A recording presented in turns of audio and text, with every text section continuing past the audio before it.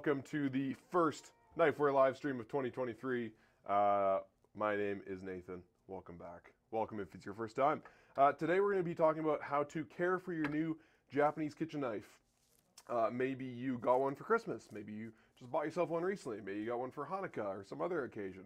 Regardless, I got a brand new knife today. I just bought this today. I've been dreaming about it since December, and I figured it was about damn time. And hey, we're talking about new knives and caring for them today. So today we're going to cover everything you need to know about how to take care of your Japanese kitchen knives. We're going to start off with a little knife skills lesson, how to hold your knife, how to use it, cut with it, that sort of thing. I'm remembering just now that the groceries that I got are still in the fridge, so I'm going to have to make Sky, our producer, go grab them. Sorry, Sky. If you hear a disembodied voice in the background, that is Sky, who's producing. Yeah, welcome to the show. We're just going to let a few more folks filter in before we get down to business. But as always, if you have questions today, pop them down below in the comments. We will answer them during the show. We're going to focus on questions that are more kind of beginner-centric for the first while. So if you do have questions about what's better, CPM V20 steel versus SG2 steel, we'll totally answer that, but it'll be later in the show because we want to help folks who are brand new, maybe don't know all that fancy stuff, and are just getting comfortable with their knives. So, happy Friday, everybody. We should take a look at the knife that I bought today. Like I said, I've been thinking about this guy for a while. Took some photos of it for Instagram recently, and it's just been haunting my dreams ever since. So it's about time I get it. And let me know in the comments what you got. If you got a new knife for Christmas, or if you just decided to treat yourself because you deserve it. Can we do a hand cam, please, Sky? We'll unbox this bad boy. All right, so this is the Hado Sakai Sumi Bunka. Oh, look, my hair's in there because I've already opened this. Anytime you buy a knife from us, we include a care letter. And this basically just tells the story of the folks that make the knife, as well as all the things you should and shouldn't do with your knife. And that's because maybe you're giving the knife as a gift, or you forgot the million things you told us, or that we told you in store, or you bought the knife online and we didn't tell you all the things about how to take care of your knife. So if you get a brand new knife from us, have a read through this. It covers many of the things I'm going to talk about today, but today I'm going to cover them in more detail and give you a chance to ask questions. Hado does a really nice, like, I don't know what this would be called, but this kind of transparent paper. Their packaging is definitely some of the best that we carry. And this really beautiful sleeve with something on it in Japanese. Oh, and there we go. That is my brand new knife. We had 6 in the warehouse here, so I went through every single one and picked out my favorite. This guy was, I think, the heaviest and the tallest, as well as like just one of the coolest handles. All their knives are beautiful, obviously, but with a handmade knife, they're all just a little different. There we go. They're all just a little different, and so I picked the one with the handle that I want. I actually cared a little bit less about how the blade looked because they're all beautiful, and I was going more for feel with this guy, but I think it's a real winner. So today I'm going to use this knife for the very first time and show all of you what you should and shouldn't do with your brand new knives, as well as how to keep them sharp, what to cut on, how to store them. And at the end, we'll do a little knife sharpening demo as well. So that part, if you're not wanting to use your own whetstones, you might not want to stick around for, so we'll do it at the end. But it's a great time to ask those more technical questions if you're a regular viewer and you have some. And if you're curious about knife sharpening, but you're not sure if it's for you, that's a good time to maybe get a preview of just how much work it is, how difficult or not difficult it is. And yeah, hope that helps. Okay, so we got any questions right off the hop? Anything we need to address? Right off the hop, we got a Happy New Year's from Sven. He said he looks forward to seeing what tips and tricks we've showcased today. Fantastic. And we had somebody already asking about the new rolling sharpeners, like the tumbler sharpeners. Oh yeah, I think we were talking about. We were just talking about those.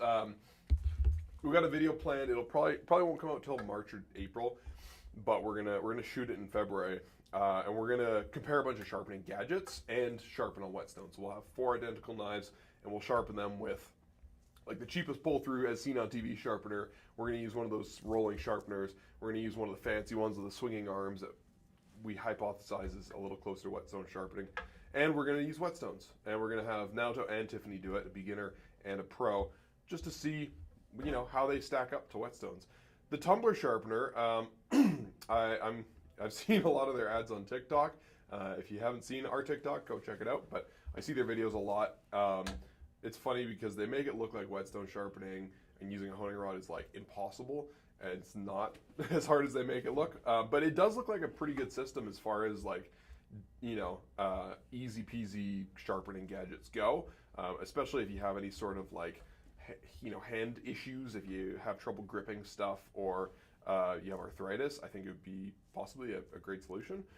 Turns out it's actually a ripoff of a different knife sharpening system that somebody came up with many years earlier. They've just done a better job of marketing it. So I think we'll probably order the real thing. I can't remember the name, but it's called a rolling sharpener. I'm curious about it. I'm excited to see how it does. I'm willing to bet whetstones are better. There's a few things, and we'll talk about this later, there's a few things that none of those sharpening gadgets can do.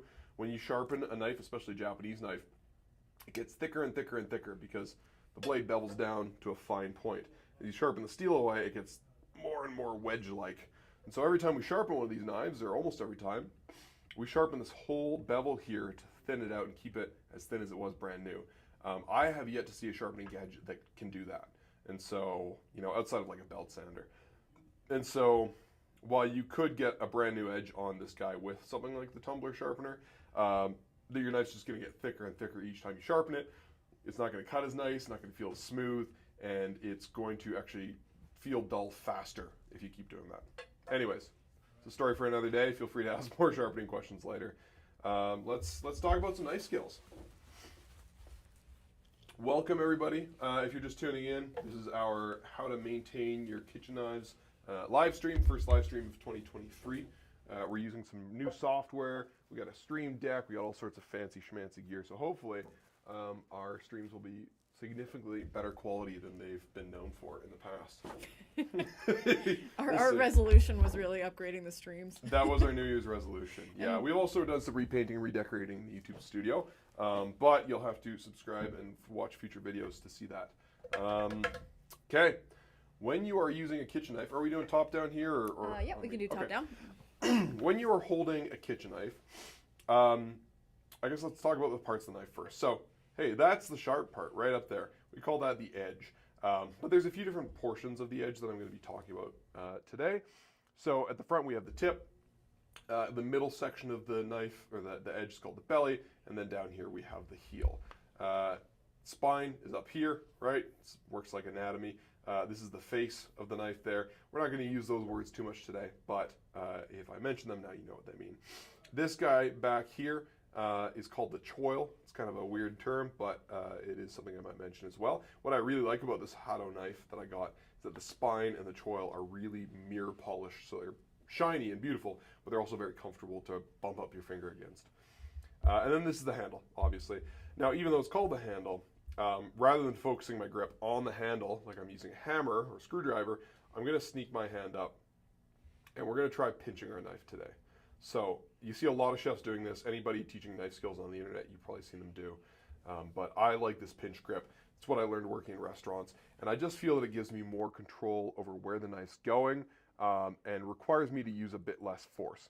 If you think about it from a physics standpoint, if you hold the knife back here, you're not really in control of the mass of the blade. So you have to apply a disproportionate amount of pressure back here on the handle just for the knife to go where you want it to.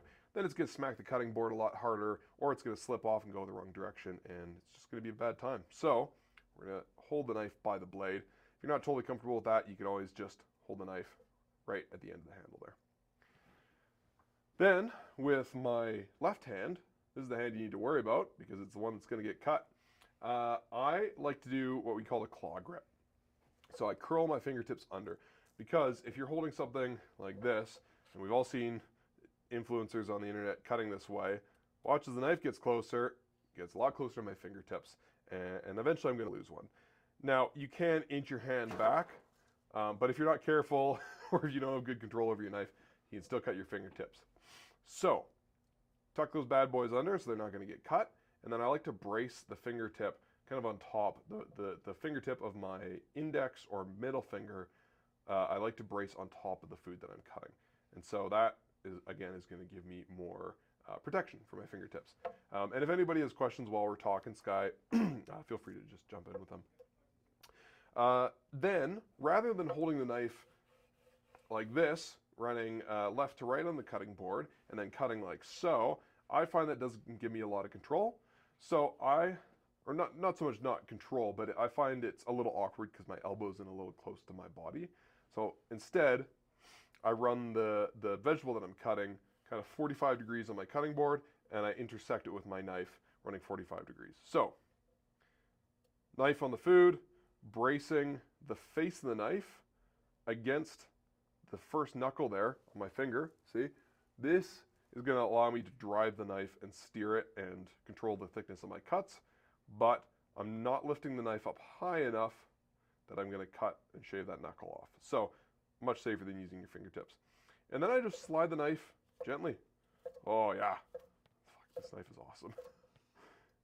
Oh yeah, I'm making a big pot of chili this weekend, and I'm really excited to use this guy for it.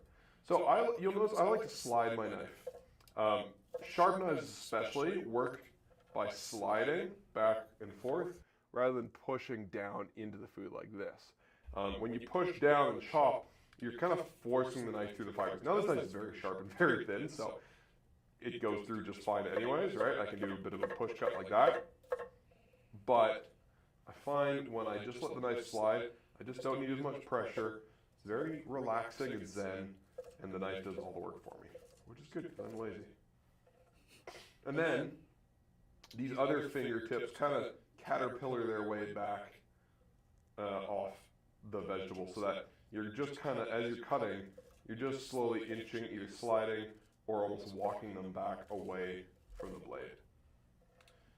I hope that makes sense. If anybody has questions about that, let me know. Perfect. We've got one question about knife aesthetic care. Sven was asking if you have any tips for protecting the karochi finish, besides just trying to avoid cleaning the knife too vigorously. You avoid cleaning the knife too vigorously. We'll talk about that later, but this is my Moritaka Ishime Gyuto, 240mm Gyuto. This is the first Japanese knife I ever bought. I got it about 12 years ago, and you'll notice there's less Ishime on it than when I got it brand new, if you look at the new ones on the website, but there's still a substantial amount. Now, I have friends that work in restaurants, or I've seen customers who are just really kind of vigorous about cleaning their knife, who have scrubbed almost all of the black off, and it's only really what's left in the recesses of the knife that's left on there. Some makers can make a more stable karochi, but it's tricky and it's still, able to be scrubbed off. So I would recommend just cleaning it carefully. I have a kitchen sponge I'm going to use today to clean some of these knives. And all I do when I'm cleaning the knife is I just wipe it, right? That's not going to rub off the karochi. You might want to avoid drying it with like a microfiber cloth because that could slowly wear it down. So I would instead use a soft kitchen towel, which is what I usually use at home, or just paper towel is what I have at the moment.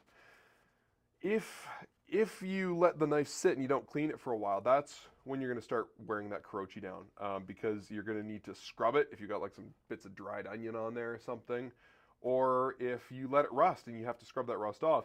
Now, if the bevel rusts, you can just kind of carefully scrub the bevel and you won't get the karochi. But in the case of this Moritaka, there have been times where I let the face of the knife rust a bit. And you can remove that carefully with Barkeeper's Friend, but any amount of scrubbing is going to work some of that carbon off. For me, it's kind of the idea of wabi-sabi they have in Japan, which is that as things age, they change and they develop and they pick up new character and they become more beautiful with age, even if they're not as perfect as they were when they were brand new. So if you get a brand new knife like this Hada that I just bought today, you kind of just have to expect that it is going to change in age. But if you do want to be really protective of it, then just be careful how you're scrubbing it. Hope that helps. All right, we've got a couple questions coming up. From Corbin, they had a question about Nikiri technique, with the goal being perfect razor-thin green onions. And David S. was asking if a bamboo board is hard on knives. That's an easy one. Bamboo boards are hard on knives. The end. The harder the material you're cutting on, I'll talk more about cutting boards later, so stay tuned. But the harder the material, the harder it is on the edge of your knife. Bamboo's quite hard. I'll get into more details later on, just in case you can't hang out. That's the short version. So I have a Nakiri. This is a single bevel Nakiri. Are we front facing, top down? Split down. Split. Perfect. Hello. Hello. That's too much fun. So with the Nakiri, one thing I didn't get into when I was talking about the knife skills with this bunka is that when you slide the knife forward, I'll continue on from where I left off and just finish up here. So when you slide the knife forward, rather than just sliding it forward like this, you have to rock it a little bit. It's a little bit of like the thing on the side of a choo-choo train, or like, you know, like a boat in the ocean. And so I saw one TikTok guy call it the motion of the ocean. I think that's the most accurate term. At first I hated it, but I was like, yeah, no, that makes sense. So yeah, I kind of start with the tip pointing downwards a bit, and then I follow through. So tip down and then scoop like that. I'm not rocking like you see chefs in the 90s do on TV like that. That is really hard on your arm because you're always lifting your elbow and your wrist way up, and it's way easier to get your fingertips under the blade. So I just lift it up high enough. I start kind of with the first third of the knife. I slide forward and I rock gently. And I always use that first knuckle to buffer against. All right, nice and easy. If you're sliding straight back, it's a little trickier to do that, but you could kind of drag the tip through. It's a little slower. But on many Japanese knives, the belly or the back third of the knife is a little flatter, so you can do that pull back motion and get clean cuts even without rocking. Now a Nakiri solves that and kind of takes away the need for that rock. So the Nakiri, maybe not an amazing example, but Nakiris typically have a fairly flat edge. It's the reason they were what they were created for. Nakiri means vegetable knife or leafy vegetable knife, and so you can do that slide and cut. But when you come down to the cutting board, if you have a Nakiri with a fairly flat edge, like the Moritaka Nakiri, it makes a complete contact with the board and makes a really clean cut. And so you don't end up with those like bits of carrot. I don't have any here, but when you have to go back and like pull things apart because there's a little membrane left. So you can just slide the knife forwards or back. Forwards or back. And Nakiris are also very good for precise fine cutting. I can't remember who was that asking about the green onions with the Nakiri. That was Corbin. Corbin Black, right? Yeah. Awesome. Good to see you again, Corbin, or talk to you, I guess. So if you're looking for paper thin, you have to brace the knife against that knuckle, right? The face of the knife here is bumping up against my knuckle every time I cut, and so my left hand is controlling the thickness of my cut more than my right hand. If you've ever played guitar, it's a lot like that, where when you're playing guitar, you're fretting with your left hand hand's doing all the precise stuff, your right hand is just picking or strumming. So knife up against the knuckle, make a cut. And then I don't even move my finger at that point. I just brace the knife, and I kind of look over the edge of the knife. I just brace the knife against that knuckle. And it's funny, it's actually easier for me to do this fast. But if you're new to doing this technique, I would go slow. And then you just slowly slide your left hand away from the blade, but very slowly. It just takes practice. You just have to do it and do it and do it and do it and do it and do it some more. But you know, that's pretty thin. I'm sure there's chefs watching that could do better, but that's a pretty dang thin piece of green onion. And then if you're going fast, it's the same thing. Again, you can slide backwards or forwards, but for this cut, I find forwards works better. And again, with the Nakiri, you're getting really clean cuts, and so you don't have to like rock the knife as much, and it's easier to be precise. So I'd say that's definitely the right knife for the job here. Hope that helps, Corbin. Let me know if you have more questions. Ready for another question? Yeah, sure, why not? All right, we have a really good question from Sarah Jane asking, with grocery prices being what they are, how can we practice knife skills and have minimal unnecessary waste? Oh, minimal unnecessary waste. Veggie stock. Yes, I'm all about that. Okay, so yeah, Sky's tip, veggie stock is great. Have a big Ziploc or bag of some kind in your freezer. Everything that you trim that isn't like totally either rotten or dirt, chuck it in there. And then when you have a full bag, make yourself some veggie stock, or do what I do, add it to your chicken stock. Which brings me to tip number 2, learn how to do more complex things, right? Time is free, sort of. And so if you have the spare time, learn how to butcher chickens by hand. If you like eating meat, buy it in bigger pieces and cut it down smaller. Because every time somebody has to cut it or handle it, it gets more expensive. So if I buy the 3-pack of chickens, it's still 35 to 40 bucks at Costco, which is, 12 bucks a chicken is a lot cheaper than most grocery stores. And then I debone it myself, or I just, I cook it whole. I might stew it or roast it whole, but more often than not, I take the skin off or leave it on depending on what I'm doing. I take all the bones out. I make chicken stock out of the bones. Then I always have free chicken stock, and all those veggie scraps go in there. And you don't even need to buy a new knife to learn to butcher chickens. Like, yes, you can buy a Hanasuki or a boning knife, and if you're into knives, great knives to buy. But you could do that with your petty knife or even your chef's knife if you're careful. Just go to our YouTube channel, go to the Knife Skills playlist, check out our chicken butchering videos. What else? I love meat. I've never been accused of being a vegan, but I have been eating more vegetarian and vegan food lately because one of the really expensive foods out there is meat. And dried legumes are really cheap. They're also more expensive nowadays, but we grow a lot of legumes in Canada, and so there's just less cost associated with them.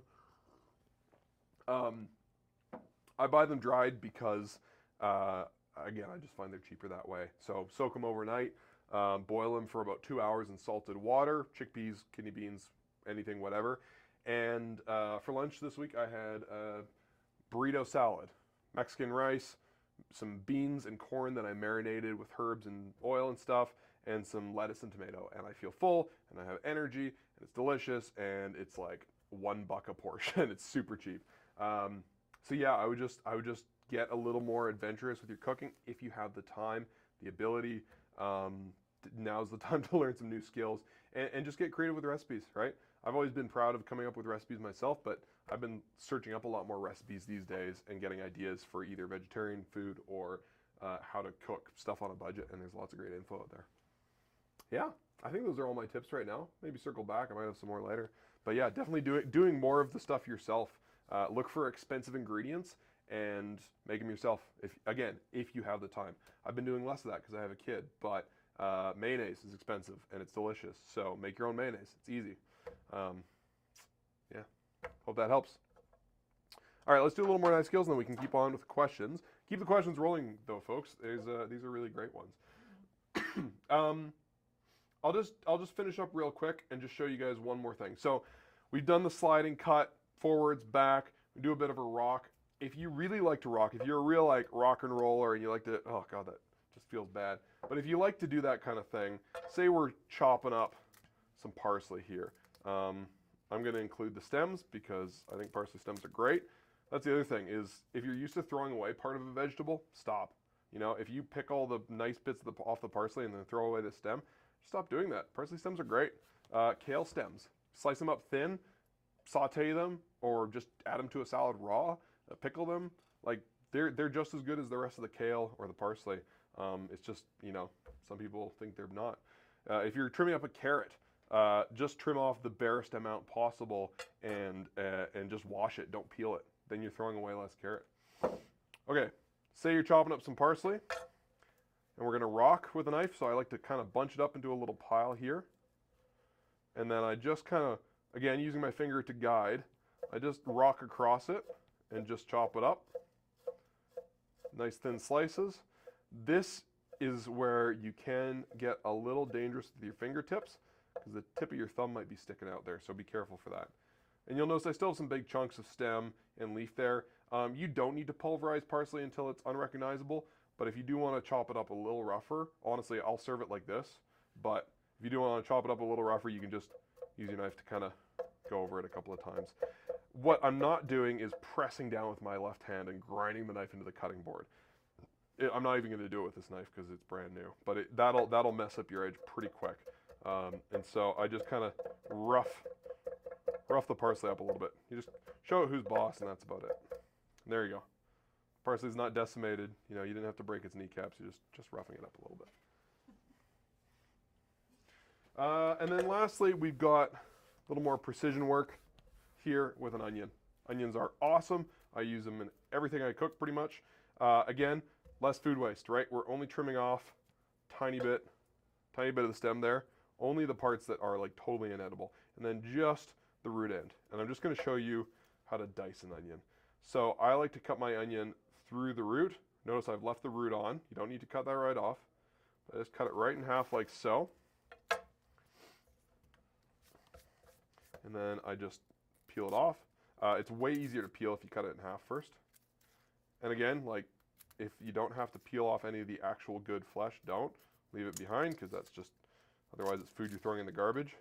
I also compost all my vegetable scraps, so that turns into dirt for my vegetable garden. But if you're, you know, living in an apartment or you don't have that luxury, then you definitely want to be more careful with how much you're trimming. And then this is where we're using the tip of the knife. So we're going to use our finger, our index finger, to guide the knife again.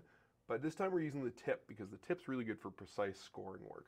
And we're just cutting down to the cutting board, but we're leaving just the very back of the onion intact. And we're just going down and then dragging the knife back towards ourselves.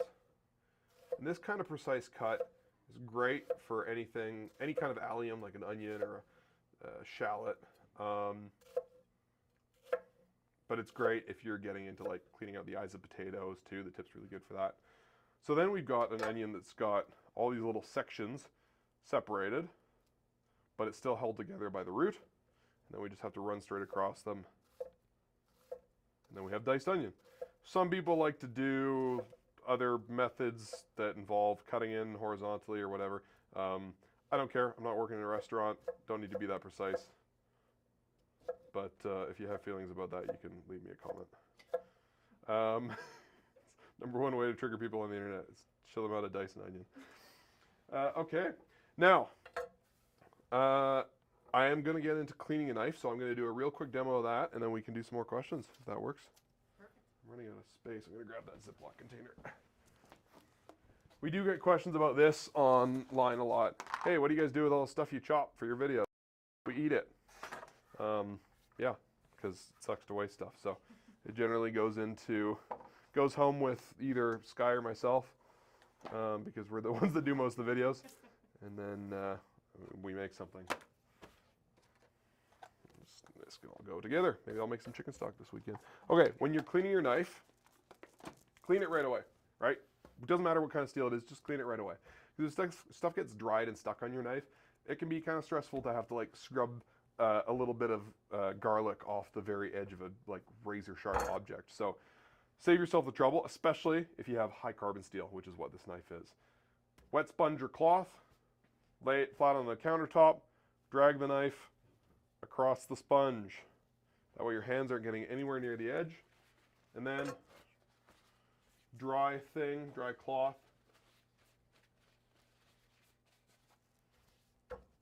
On the countertop or the cutting board, same motion, right? You can also do this move where you put the spine of the knife in the cloth and wrap it. I don't really care which one you do, just, you know, be safe, don't hurt yourself. And then put the knife away, right? And you're done. Just don't put your knife in the dishwasher or chuck it into a sink to soak or anything like that. Just, it's super easy, it's super quick to wash it, put it away. If you have, you know, if you're going to be distracted, you know, your kid's running around or something, maybe just grab a stainless steel knife. You don't need to clean them right away. But if you can, it takes 15 seconds and it's super easy. Okay, more questions? All right, we got a couple new folks in here, and Awesome. we are actually about to transition into some things you shouldn't do. So we actually got some really great questions. Hey, if you're new to the live stream or new to Knifewear in general, welcome. This is our knife care live stream. It's our first live stream of 2023. We do live streams about once a month. Many of them are focused more towards like nerdy knife stuff like knife sharpening, but we also do more beginner friendly stuff like this. Give us a subscribe and a like if you enjoy this, and we put videos out every week. We also sell knives at knifewear.com, and we have stores in Canada, in Calgary, Edmonton, Ottawa, Vancouver, and Toronto coming this year. So that's who we are. Awesome. Okay. Sorry for the audio issues, guys. We're kind of switching between a couple to avoid some of the echo going on. So I'm just muting whoever's not talking. Okay. Are we all good? Just Yeah. get some echo? Yeah, just a little bit of echo. We've started having issues with our Rode microphones in November, and they still haven't been resolved. So I'm very sorry. I promise you it's not Sky's fault. If you have a microphone brand that you recommend that you like more than Rode, let us know. We're open to potentially switching/upgrading. All right, so some good transition questions here. Sarah was asking if a wood cutting board is the best, and Corbin was also asking about technique and advice with hard vegetables so they can avoid damage. Nice, great questions. Damn. Okay, well let's talk about cutting boards because that was I think I've lost my notes here, but that was more or less the next thing I was going to talk about, sort of. I'm using a wood cutting board. If you're an astute observer, you'll have noticed. This is, if you can see this from the top down, this is what we call an end grain cutting board. And for the non-woodworkers, that means that they've taken the tree as it grows and they've cut straight across the grain. The rings of the tree, they kind of run top to bottom, and they've cut horizontally across those rings. So you can actually see lines from those rings in the surface of the cutting board. And that's ideal if you're shelling out for a really good lifetime cutting board. That's what you want to look for. A few reasons. When you cut, you're cutting with the fibers of the wood, and it's not going to dull your knife quite as much as other woods. Bye, Mike. Thanks for the salute of honor. The one-fingered salute. They also tend not to gouge up as much. We've used this board a lot, but you'll notice you can't really see any gouges in it. There's some small lines, but that's because when you keep this wood hydrated, it kind of swells to fill cracks, and I've heard it said that it actually like pushes food and gunk out of those cracks. I don't know if that's true, but it sounds great. Other than that, they also are less prone to warping. I think we've probably all owned a cheaper wooden board before that's side grain, so you see like the wood's cut vertically. And they're great, they're pretty, but if you actually use them and you wash them and they get moisture going in and out of them, they're going to warp and become uneven, especially here in Alberta where it's really dry. These guys don't do that. If you really treat them like crap, they will crack or separate in these lines where they're put together, but all you have to do, throw a little oil on them, wax them once a month or so, and they're good to go. So I prefer them. Side grain boards are fine. They tend not to last as long. They tend to be a little harder on your knives. You also want to pick a softer hardwood. This is larch. It's great. Walnut is great. It's a little hard, but it's fine. Cherry, maple, any of those. I've had a few people online asking about acacia wood this week. It's very hard. If you're wondering what kind of cutting board is good, you can look up the hardness scale for wood and just search whatever wood hardness, and it'll tell you. I think acacia is around 2200 on the Janka scale, and that's like twice as hard as a lot of the woods that we use. Bamboo is really hard. Bamboo is actually a grass, so the fibers are really close together, which makes it really hard. Glass, granite, anything that's like super hard, don't go near it. Even those composite wood boards, Epicurean, I used to own one, and we get questions about those too.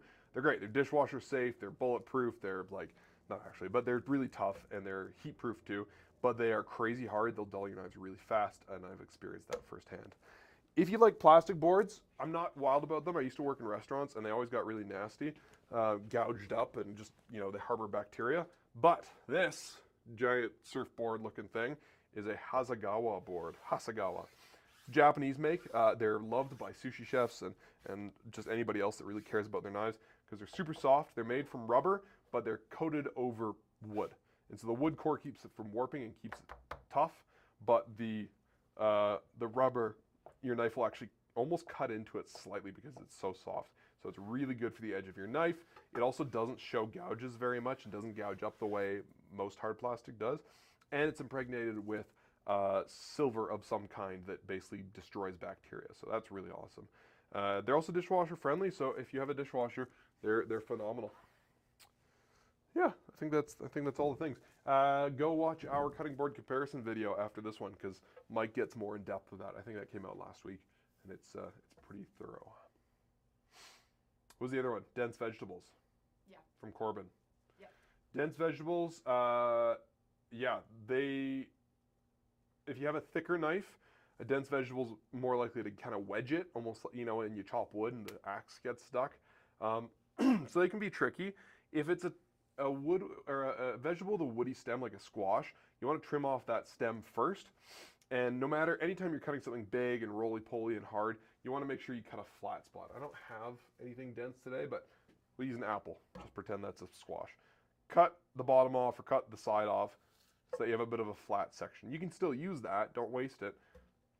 But then it's not going to roll around on you, and it's much safer and easier to cut it right in half. If there is a woody stem, like I said, cut that off first because that will chip your Japanese knife. If it's a squash, you can pop it in the microwave for 30 seconds, and that'll just, not really cook it, but soften it up a little. Or just drop it on the floor.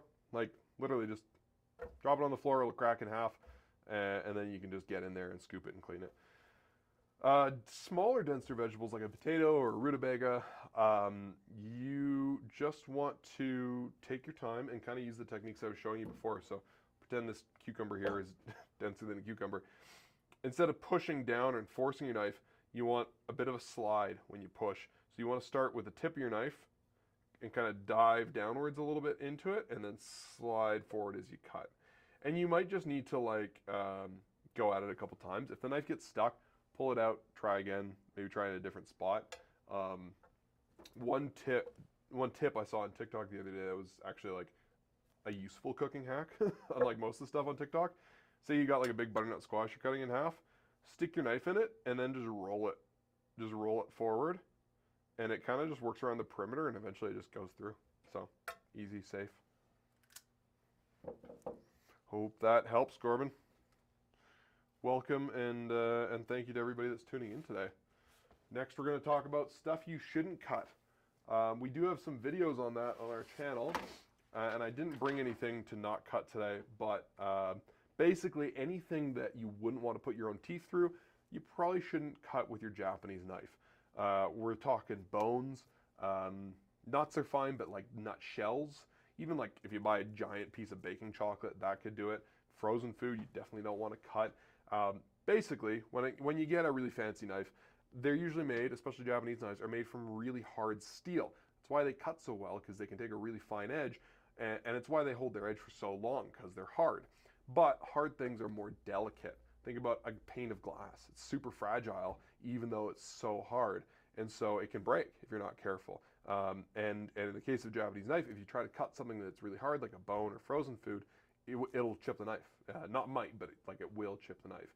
We can fix that. It's not the end of the world. Your knife isn't wrecked, but it's going to take some lifespan off your knife, and it really feels bad when that happens. Even be careful if you're working near bones, right? Say you're cutting a lamb rack in half. They kind of curve off at a funny angle, and if you cut straight down, we've seen people chip their knives on it a lot, and they actually, you know, at first they think it wasn't the bone's fault because you know, they were cutting between the bones. But you know, if you're not careful and you don't really know what you're cutting super well, it's easy to run your knife into something. So just be careful what you're cutting. I don't have one here, but I have a Western knife. I still have my Henkel's knife that I got when I was like 10, my first chef's knife, because it's, first of all, it's still a great knife, but it's also tough. It's softer steel, it's really durable, and it can do those jobs that I won't do with my Japanese knife. Also, I mentioned a little bit about the high carbon steel, but I'll talk more about it now. Some Japanese steel can rust. Technically, all steel can rust, right? Stainless steel, we like to say it's called stainless, not stain never, because if you let it sit for long enough, it can develop rust, especially if you put it in the dishwasher. But in general, stainless steel is quite easy to take care of. So take this Haruki Kokudo, for example. This guy, when I'm done using it, I wipe it dry, or I wipe it, I dry it, it's good to go. If I let it sit for a while, I don't clean it right away, it's not really the end of the world. So if I'm making breakfast and I'm in a hurry to get out the door to work, I might just grab one of my stainless steel knives and make breakfast with that if I don't have time to clean it. When it comes to the high carbon steel knives, high carbon steel is awesome. I just bought this one today. It's made from shirogami, which means white paper, and it is one of the most workable steels, so a lot of knife makers really like it, but it also is really enjoyable to sharpen. So for, you know, if you're resharpening your own knives, or if you're a master sharpener, you're really going to enjoy sharpening shirogami. It also rusts really easily. You'll notice earlier on I was wiping that knife as soon as I set it down because I knew it would rust in like a matter of minutes if I wasn't careful. We like that kind of steel because it is a joy to sharpen, but it also gets a really beautiful edge, and it changes color with age. I mentioned earlier my Moritaka Ishime. When I got it brand new 12 years ago, the edge looked more like the edge of this one. It was just, you know, shiny steel looking, but it's since developed these layers and layers of patina and changed color with age. Now, if you don't like things that look old and vintage and kind of a little worn, it's not going to be your style, and you might not want to get high carbon steel. But if you like things like, you know, think about a leather jacket, how it gets better and better with age. If you're the kind of person that keeps your leather jacket pristine, you probably don't want a carbon steel knife. But if you like to break in your leather jacket and let it like get all those creases and wrinkles and wear, you're going to love carbon steel because it's a lot like a leather jacket. If your knife does rust, and it happens to the best of us, I have rusted my carbon steel knives countless times because sometimes you're not careful, you think, I cleaned it good enough, whatever. Or you get distracted, you get a phone call, or your kids are wrecking something. There's a lot of reasons, but it happens. And so I rusted this guy on purpose. I just left a bunch of vinegar on it last night, and it actually almost patinaed more than rusted.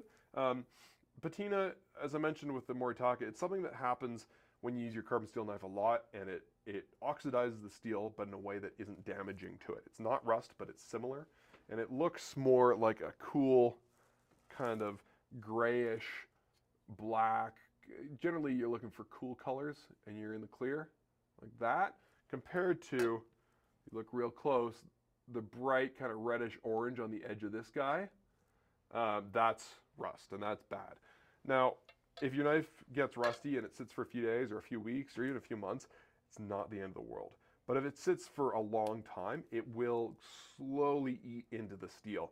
If you watch this week's YouTube video, Mike had a Yanagiba that he left in the blade guard and he didn't oil it properly before he put it away, and it sat for a couple years and it got super rusty. And now to polish it up, but even after he polished it on the back side of the knife, there was still like a rough kind of black look to it. It's called pitting, and it's where the steel has, the rust has eaten away the steel. And it's not a huge deal, but if you let it get bad enough, it can be a problem for your knife. So, if you see rust in your knife, don't cry, don't sweat it, don't get upset. It's very easy to deal with. I'm going to use a product that we use pretty much every day in Knifewear called Barkeeper's Friend. It's amazing. Baking soda works in its place for this specific purpose. You can also just use the scrubby side of a sponge. So say your knife gets a little rusty, you have a sponge with a rough side to it, you can just kind of gently give it a scrub there, and hey there, voila, look at that, rust is gone. The downside is that because this is abrasive, if you're not careful and you have a really shiny knife like this guy, you might actually scratch up the finish and it will look a little bit sad. So, Barkeeper's Friend is not going to scratch up your knife. It's really good for removing steel. So use something soft like a sponge or a cloth and just get a little bit of water on it and then just a little bit of this Barkeeper's Friend stuff. And it does have a mild amount of abrasiveness to it, but it's also got an enzyme in it that basically dissolves rust. It's derived from rhubarb, funny enough, and it's a great cleaning product for around the house, but it's especially good for removing rust. And so I'm just going to do the back side where I let the knife get real bad. We'll see how clean we can get this guy. You could scrub the knife with something abrasive like, you know, sandpaper or even steel wool, but you're not going to be able to match the finish that your knife has. And so that spot where you scrubbed it with something abrasive is really going to stand out. So I like to use something a little more forgiving. Again, baking soda does the trick, but Barkeeper's Friend is really the best. Okay, so the rust is gone, and now we're just left with something that looks, you know, not rusty. Basically what we have left underneath is a patina. And so, while the knife doesn't look brand new, there's no longer rust on it. And really, if you do have a carbon steel knife, you're going to get some of this anyways. It's not great to get it in these kind of blotchy patterns like I've done on this knife. Generally, it builds more naturally and looks more like a kind of a color transition like that. Sometimes it can even look a little brown, like my Moritaka looks almost a little bit like it's rusty, but it isn't. But yeah, that happens. And my suggestion is if you have carbon steel knives, just learn to not sweat about them too much because they just change with time. Okay, how we doing, folks? Doing pretty good. We had some kind of discussion about some of the cutting boards. I mentioned refinishing some Hasegawa stuff. Yeah, I'm glad we got those back in. Yeah, no kidding. We had one question from Ovlazek, who said he had a Masakage Yuki petty knife that has started to delaminate a little bit, and was wondering at what point is hot rodding required, just when it starts to catch and impede. Oh, yeah. So, I mean, we usually prescribe hot rodding, which, you know, if you're not in with the jargon, hot rodding is our fancy term for thinning your knife out. So, because it makes it go fast, and so we call it hot rodding. But when you sharpen a Japanese knife, you don't just sharpen the edge, because we have this whole primary bevel that really is responsible for how the knife cuts. So the steel tapers down to a fine point, and then you have a secondary edge that's ground on it. So when we sharpen a knife, if we just sharpen the edge gets a little bit thicker, and it doesn't feel quite as nice as it did when it was brand new. That's fine. It's not the end of the world. You'll barely notice it. But if you do that several times, your knife's going to get really thick, and you're going to notice it feeling much different than it did when it was brand new. So when we sharpen it, ideally every time, but if not every second or third time, we sharpen this whole bevel. We grind off a little bit of steel so we don't see the edge, the blade road anymore. Then we polish it up so it looks nicer.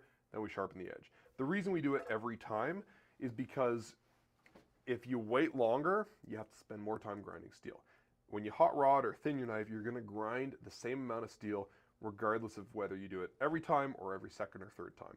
All you're doing by postponing the hot rodding is making more work for future you. I've done it, I've regretted it, now I hot rod my knife every time because it's a real pain to stand there for 2 hours at your sharpening stone thinning out the knife that you didn't bother to thin the first few times. Whatever, not a big deal, but I've learned that the hard way, so I recommend doing it every time. So yeah, I would say if your knife is delaminating, if it is trapping stuff and getting rusty or getting nasty, or you just don't like it, I would try thinning it right now, and then put a new edge on it and see if that helps. If the steel is delaminating though, and you got the knife from us, get in touch. And if you didn't get it from us, get in touch with the person that sold it to you, because it shouldn't be doing that. You can get small, minor delaminations, but if it looks serious, I would say that qualifies as a manufacturing defect, and we should help you get a new knife or something, fix it for sure. My knife. Okay, what's next? All right, so you did the patina stuff. At 3 o'clock, we've got how to store it, but we do have a couple of questions. Yeah. A few more questions. I'll talk about the patina a little more, and then, yeah. Awesome. All right, we Thanks had... for great questions today, people. Yeah, great questions for sure. We've got one a little bit back. Jack McDonald got an SG2 Seki Kanetsugu Zuyu and Bunka. Oh, nice. Yeah, right? Such a good knife. If I didn't buy this Bunka, I probably would have bought that one. It's for real. Like, it's a sick knife. And he was wondering, can I use a ceramic honing rod on this knife, or should I stick to using the whetstone? It's his first Japanese knife, and he usually uses his Wusthof. Great. Yeah. So, okay, you're going to hear a lot of conflicting things on the internet. People get real particular about their knives, and that's fine, right? There's much worse hobbies and habits to have out there than being fussy about your Japanese knives. But some people fear that using a ceramic honing rod is bad for your knives and that it weakens your edge and blah, blah, blah. There might be science to support that. I haven't seen it yet, but if you have it, shoot me an email. What we have is anecdotal evidence from thousands of customers, and the customers that use their ceramic honing rod, they bring their knives in for sharpening much less often than customers that don't. In my experience, about half as often, and using it at home, if I don't bother to use a ceramic honing rod on my knives for a while, it gets dull. And then but if I don't let it get all the way dull and I use my ceramic, the knife like comes back to life because it's just keeping that edge nice and lined up. And so I think they're phenomenal for maintaining the edge of your knife. I would use it not constantly, but like once or twice a week is tons. And if your knife is starting to kind of suck and drag a little bit, just give it a go on the ceramic honing rod, and it'll probably bring it back to life. Eventually, your knife is going to go dull. That's what the whetstones are for, because unlike the ceramic rod, which contains no abrasive, the whetstones contain abrasive, even the really fine ones. And so they're going to grind off a little bit of metal, and that shortens the lifespan of your knife. Now, whetstones are great. It's very important for bringing in a new edge, but I like to leave it as long as I can before I go to the whetstones. And yeah, just 15 degrees on either side.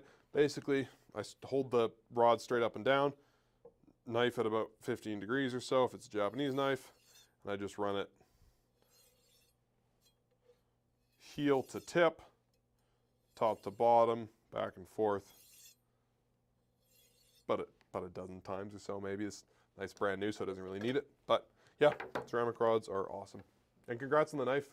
That steel is super hard, so just be gentle with it. But Seiki Hanetsuku makes great stuff. You're gonna love it. We have a question from David S., who's wondering if we need a black and white honing rod, or will one do? Yeah, again, like, how nerdy do you want to get? I just have the black rod at home, and it works great. I also use a leather strop sometimes. But the benefit of having both is you use the black rod until it doesn't work anymore. And then you start using the white rod because it is a little coarser. And so I find you can let your knife get a little worse before using the white rod. That's my approach. The white rod's really good for deburring as well. If you're sharpening knives and you want to remove that burr at the end, it's really great for that. The white rod's also good if you're a professional and you're either doing a mix of knives, Western, because it'll be a little more aggressive on the Western knives, and Japanese, or your knives just get more of a workout. We advise professionals use their honing rod every hour or so, but sometimes work is just crazy and you don't have time to hone your knife every hour and you just do it at the end of your shift. And so if that's the case, if I've been chopping with my knife for 4 or 6 hours, it's probably going to need the white rod more than the black one. And so that's where I would use the white rod. Yeah. One more question, and then we can move on to how to store it. We had somebody asking, how do you treat a wood handle that's drying out? The same stuff you'd put on your cutting board. We don't have it here, but it's called cutting board wax. We have one made for us in Alberta. Basically anything that's going to moisturize it. So you can use mineral oil or linseed oil, but the oil will find its way out of the wood faster. So when you use a blend, the wax basically seals it in and creates a really nice finish. Now, the wax also doesn't penetrate as well as the oil does. So with my cutting board or my knife handle, I will use a little bit of oil, or in the case of the cutting board, a lot of oil, let it soak in thoroughly, and then I'll seal it in with the board wax, and that does the trick. If your knife handle's not too dry, like I do mine every couple months, just a little tiny smear of the board wax, and you're good to go.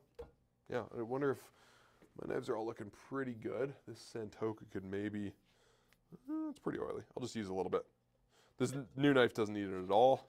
Sometimes new knives do need it. I think Hado finishes their handles with something, but like Masakage, their handles are just raw wood and they don't oil them or anything, and so I would just like dip that right in some mineral oil as soon as I took it home. There we go. Just like literally a microgram of board wax. And it makes it look really nice too. It darkens the wood a little bit. I'm a fan of dark wood handles. And so like my Moritaka is like several shades darker than when I got it, just because I'm in the habit of oiling it lots. So it looks really nice.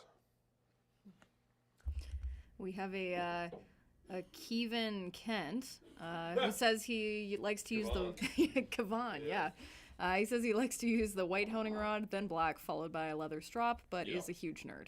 Yeah, exactly. Like if you are really particular about your knives, do all three all the time.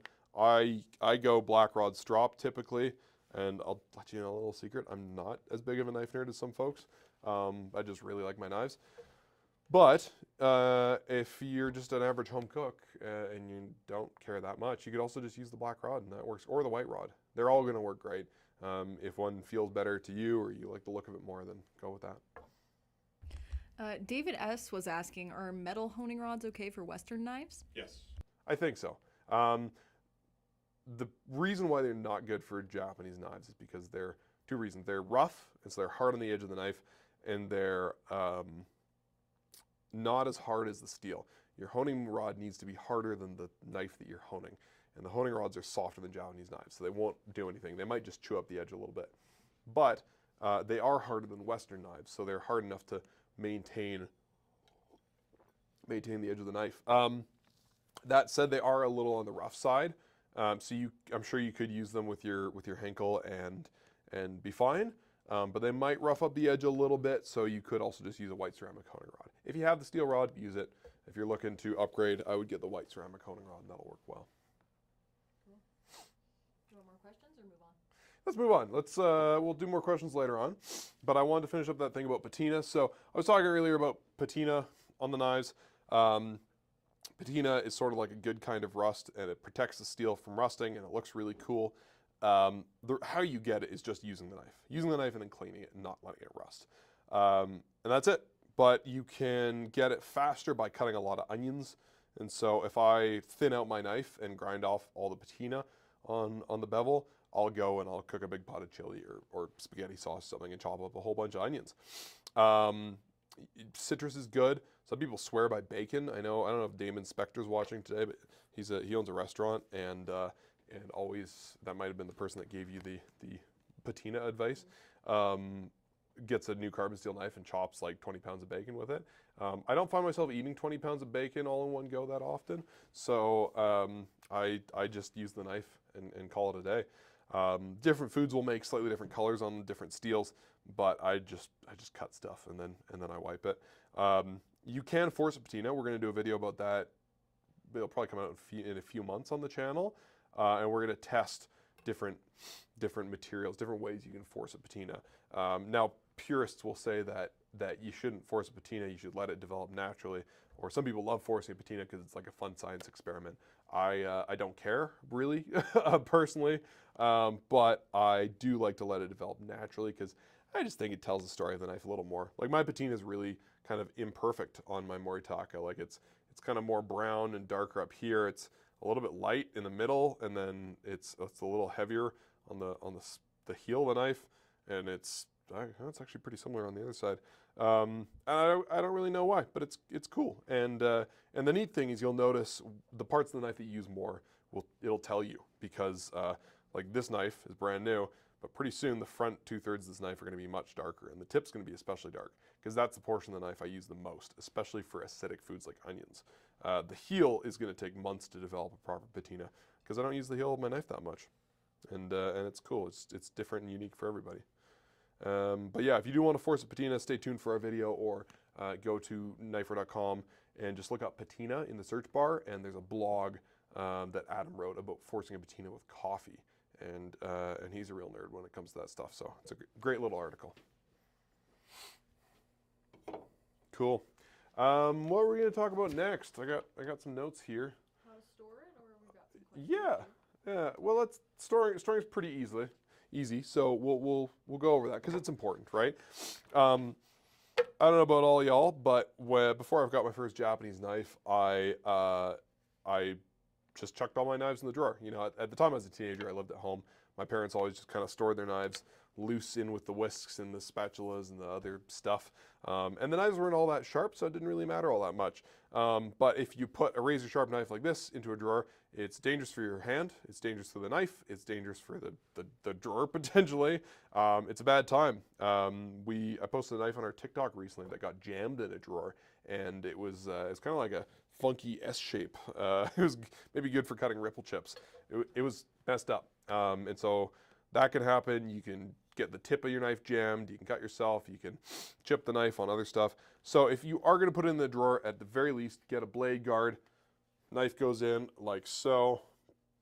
Boop. There's a little felt in there. Holds on tight to your knife. Bada bing, bada boom.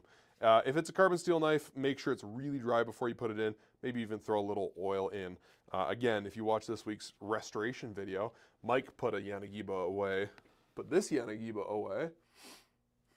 into a blade guard without drying it properly, and it got real rusty, and luckily he has a Naoto to fix it for him, but you don't all have a Naoto at home, so dry your knives before you put them away. Speaking of that, you can put your knives in a blade guard, or what's this called, magnet. This guy is a wall-mounted magnet. It's not just for hanging up tuna knives like this. You can actually put several knives in a row, and it looks pretty cool. I have 2 of them at home on my wall. These little stands are pretty nifty. You can only put 3 knives on them, but you can maybe put your 3 favorites, or if you don't have a massive collection like us, you could just put all of your knives on them. Knife blocks are fine. Just be careful if you got a longer knife that you're not banging the tip in the bottom of the slot. I tend not to put my knives edge down in the vertical knife blocks. I tend to put it spine down so the edge isn't running into the wood too much. And yeah, and then if you have a knife bag, that's another option if you like to take your knives around to different places. Maybe you're a professional, you go to restaurants. Make sure you put your knife in guards before you travel with them, or a saya. A saya is a nifty sheath for your knives. Traditionally, they're made out of wood, but the wood has all kinds of issues, like, for example, it only fits the knife it's made for. So these ones are leather. They're made by Artisan Revere down in the US. They're not much more than the wood ones. They're about 70 bucks-ish. And they make generic sizes. So this guy is a Santoku saya, and it fits almost every Santoku we sell. Because the top is a little bit tighter, it grips onto the spine, and voila. And you might be thinking, hey, leather saya, moisture, carbon steel, not a good thing. If you throw some oil on your knife and then you stick it in the leather saya, the saya will absorb that oil and it'll almost like re-oil your knife every time you use it, and it won't rust. So they're pretty awesome. Okay, that's knife storage. What do the people want?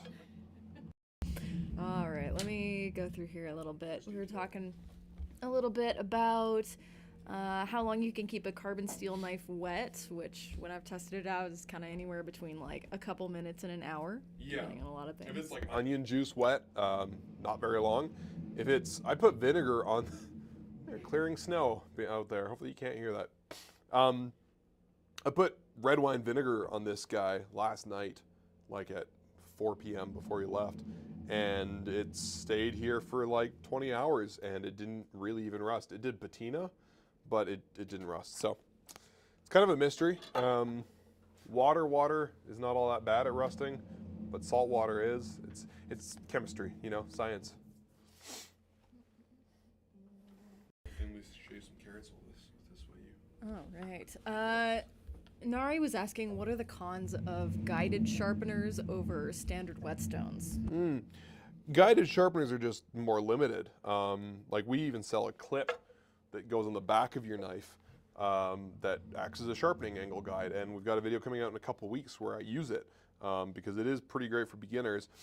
But say you have something that's setting your angle on a whetstone by sticking to the spine.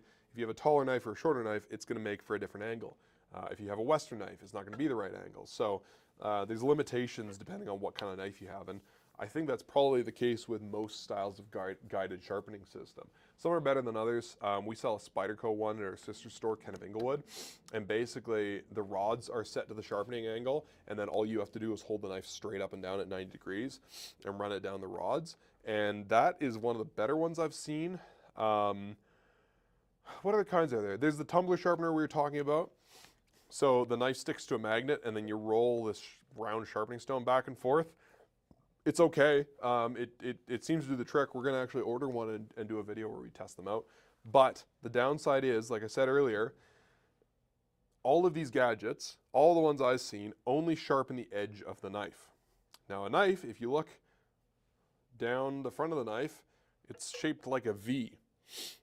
So if you sharpen it once, it's fine. It's sharp, right?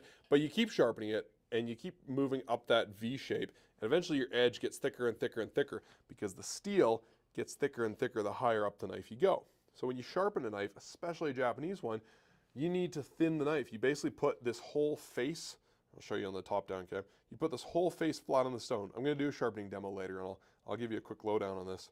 You put this whole thing on the stone, you grind it all down just slightly, and it keeps the knife as thin as it was when it was brand new. If you don't do that, your knife gets thicker and thicker and thicker, and it cuts worse and worse and worse, and it goes dull faster and faster and faster. And you get to the point where none of the core steel of the knife is exposed anymore basically this shiny line that's a few millimeters thick along the edge, that is the steel in the middle of the knife that's doing the hard work. And you grind all that down and you just have this really thick wedge. And I've had customers bring me their knives that they've sharpened themselves that many times, and they're like, I sharpened this knife yesterday and it's dull, and they're pulling their hair out because they're so frustrated.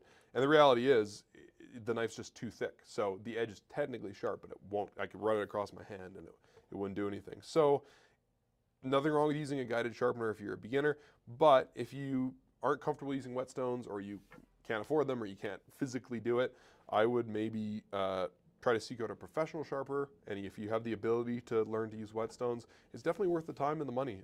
It's you know, not for everyone. It's for people that like, you know, vinyl records and seasoning their cast iron and nerdy stuff like that. I happen to love those things, and so I really enjoy knife sharpening. Hope that makes sense. Also, just the quality of edge you get is going to vary wildly. Again, certain setups will give you as good as or close to as good as an edge that you get from whetstones. If it's like a pull-through sharpener, like one of those, you're going to get a much less good edge, and that will be a bummer. You want a super nerdy one? Yeah, I probably won't know the answer. All right. This is from Mr. X 1776, which is the most American name I've ever heard. I was going to say, I recognize that. What do you find to be the best? What do you find to be the best thickness when it comes to blade stock and kitchen knives? And also, does a distal taper make a great difference to you or not?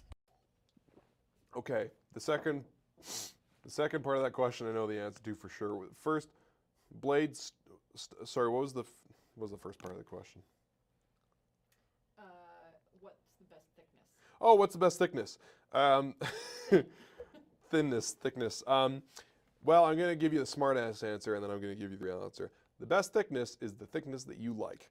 And what that means is it's going to feel different to you depending on how you use your knife and what kind of things you cut and what you cut on, etc. So I got this knife, brand new, just got it today. It's really thick along the spine, but it tapers off to a really fine edge, but not too fine. Some of the knives we sell are what we would say fall into the laser category, and that just means they're crazy thin. And I have knives like that, but they feel almost too fragile when they cut something on a cutting board. If you run into something that's not super soft, you can almost feel the edge. Hope you can hear that snowplow in the background. You can feel the edge like kind of almost warping and bending slightly as you cut. And so I don't like that. It doesn't feel confident to me. And so this guy is very thin right at the edge, but it gets a little thicker just like a few millimeters above the edge. So it's smooth, but feels strong. Some people don't like that either. Some people are very heavy-handed when they cut. Nothing wrong with that, but you're gonna probably want a thicker knife if that's you, because you're gonna be whacking the knife on a cutting board, or if you scrape a lot, that knife's just gonna get sad and dull really quick. So the more delicately you cut, or the more of a knife nerd, we use that term endearingly, the more of a knife nerd you are. I know Mr. Kavan Keent in the comments there likes a real thin knife, and I do sometimes too, but definitely not for everything, not as my daily driver. I like something in the middle. As far as the distal taper, for all you non-nerds out there, it means the knife tapers from the heel down here up to the tip. So it's thicker down here and it's thinner up here. That does a few things that are really awesome. We actually really like that style of knife, and more makers are kind of moving in that direction. If you watch our 4-dimensional sharpening video on our channel later, Naoto talks about that. But basically, when you bevel a knife that's got a taper like that, it ends up thicker. The blade ends up thicker at the heel and a little thinner in the belly and thinner at the tip. So what happens if you have a super fine, precise tip for doing like scoring an onion and doing really fine stuff, but the back end is a little thicker. So if you like to rock the knife or be a little harder on it, it's a little tougher. It tends to make the knife more specific for the jobs you're doing. It tends to make the edge more durable. Are you showing that off? I don't remember if it was this bad. It wasn't great, but we've been letting it mature a little bit. It did mature. Okay. Yeah, here. I'm going to give the people a little sneak peek. This video is going to come out in the end of April, but and this knife will be for sale in the garage sale. But this is what happens when a knife, the package it's in, gets dropped into water, and then it stays wet for a long time. I think there's actually mold growing on the handle.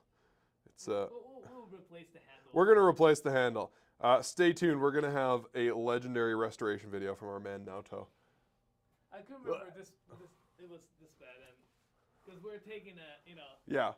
pretty soon. So Yeah, let's take a look at a condition right now. Yeah, we're refurbishing it on Wednesday. And we're like, It's not great. It's gonna be a long day. yeah. Okay. Sorry. No worries. Mr. 1776. I hope that answers your, or Miss 1776, whichever. I hope that answers your question. If you have any follow-ups, let me know. But those are my feelings on it. Distal taper, great. Thickness, thinness, depends on your preference. He said thanks. You're welcome. What else we got? We have one from Rune Rasmussen. If you force a patina, will it stop the knife from discoloration of the foods you cut, especially shallots? Yes-ish. In my experience, so this knife, brand new. I don't know if it did it to these onions actually. It didn't. Normally, when you take a carbon steel knife, I find especially with blue carbon, and you cut something acidic, specifically alliums, onions, shallots, they will turn black, like real black. And that's fine if you're just throwing it in chili, but if you're, garnishing a tuna crudo in the restaurant you work in, it's going to look terrible. And I know Mike had that experience when he got his first carbon steel knife. And it's just the iron in the steel reacting with the something in the vegetable acids probably. And that happens less and less, but it can still happen as your knife patinas. It still happens with my Moritaka sometimes, but way less so. Like it would happen in minutes or even seconds when it was brand new. We got a question that is the perfect segue. Don was asking, will you be demoing whetstone sharpening today? Will I be demoing whetstone sharpening, Don? Hell yeah, I will. First, I'm going to show you all how to hone and strop your knife. I mentioned it briefly, but just to really hammer it in, is this? Can you see this? Yeah, right there is okay. Right here? Okay. You can do it on an angle on the cutting board. No, thank you. When you are honing your knife, so we mentioned why to use the ceramic honing rod. Basically, use the knife, hits the cutting board a lot, kind of bends the edge, gets dull. Ceramic honing rod is like the toothbrush for your knives. You brush your teeth so that you don't have to see the dentist all the time. You use the honing rod so that you don't have to see the knife sharpener all the time. Because the more you sharpen the knife, the sooner it disappears and you have a little metal toothpick left. So use your honing rod ideally a couple times a week is how often I use mine. I really don't do more than that. But if you're a professional, you might want to use it every day. Honing rod straight up and down. What you don't want to do is swing it around wildly like you're an angry chef on TV. You want to hold it straight up and down. Now I'm going to do it in the air, but at home, you want to put a cloth down and you want to put the honing rod on the cloth so it doesn't slide around, and then it's steady. But, Can you move this? no, it's fine. Honing rod straight up and down. Knife at whatever angle it was sharpened to. If it's a Japanese knife, safe bet to say that it's about 15 degrees. If it's a Western knife, probably about 20-ish.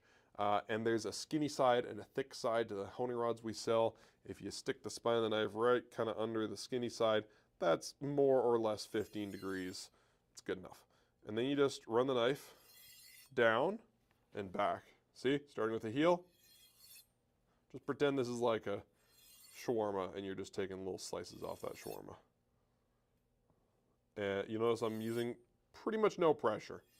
Right? If you use too much pressure, it can actually bend the edge of your knife and you can dull it faster if your angle's really aggressive or you're whacking away like crazy. So gentle, take your time, 10 to 20 times once a week if you're a home cook, twice a week, it's tons. This guy is a leather strop. It's basically the same thing barbers used to use on razors. It grips onto any little burrs of steel that are left on the edge, leaving it kind of rough and smooths them out. And so the ones we sell are two-sided, suede, leather. I always go rough and then smooth. If you're a nerd, if you have one of these, you probably are, you can use some chromium oxide and that makes it more grippy and it grabs the burrs better. I like the chromium oxide. yeah, some people have opinions on it, but I like to use it. So, honing rod, flat. Don't put it on something wet because it'll mess up the leather. And we're going to go kind of a spreading peanut butter motion. I like to start with the tip of the knife, and we go leading with the spine so that we are not cutting the crap out of our strop. I did that the first few times I used mine, and I realized I shouldn't do that. I don't know why I thought that was the right way to do it. I was 18. I was an idiot. Yeah. And then I sometimes go heel to tip, like so. And then I go leather side, same thing. And I do same, like 10 or 20 of these is tons, right? Keep your pressure pretty much non-existent. And make sure you keep your angle fairly consistent. And that's at the end. Now your knife's nice and smooth and sharp. But that will not sharpen your knives. That will keep your knife sharp. So, make sure we're good for time. We're good for time. Wow, we're like nailing the schedule today. If your knife goes dull, the honing rod won't do a thing. It does not bring knives back from the dead. It just keeps them from ending up in the grave or something. I don't know. Bad analogy. So we're going to clean up here. We're going to do a little scene change. And we're going to show you how to sharpen knives. So the honing rod realigns the edge, straightens it out. Sharpening is the process of actually removing metal to make a brand new edge. That's why I said if you sharpen your knives too many times, bye-bye knife, the end. But if you use the honing rod, you have to do that a lot less often. You should only be sharpening your knife maybe once every year or two, unless you're, again, a professional using your knife more. And then you have a knife that lasts hopefully your whole lifetime. So yeah, we're gonna pull out some gear. We'll talk about that gear. In the meantime, I'm not gonna sharpen this guy because it's brand new. I'm gonna sharpen my spouse's knife, which is in desperate need of a tune-up. And I've been putting it off for months. Before we get started there, while Nathan sets up, we had a question from somebody that works at a very fast-paced Japanese restaurant, and because of that, they can't always keep their Yanagiba's sharpness. Is it possible to hone Yanagibas with a honing rod as well? Yeah. Naoto do it. I asked him about it. I was worried when I first got a Yanagiba that it would be hard on the edge, and Naoto said it was fine, and I assume that means it's fine. He knows a lot. Yeah, I wouldn't do it aggressively. I'd probably only use the black rod because if you're using a Yanagiba in a restaurant, it probably has a crazy fine edge, and you really don't want to use something too rough on it. So yeah, honing rod, leather strop. That would be my advice. If you do find the honing rod's a little rough on it, you could get some of that chromium oxide. It's like a ever so slightly abrasive compound for the suede side of your strop, and do that and then the leather, and that would also work great.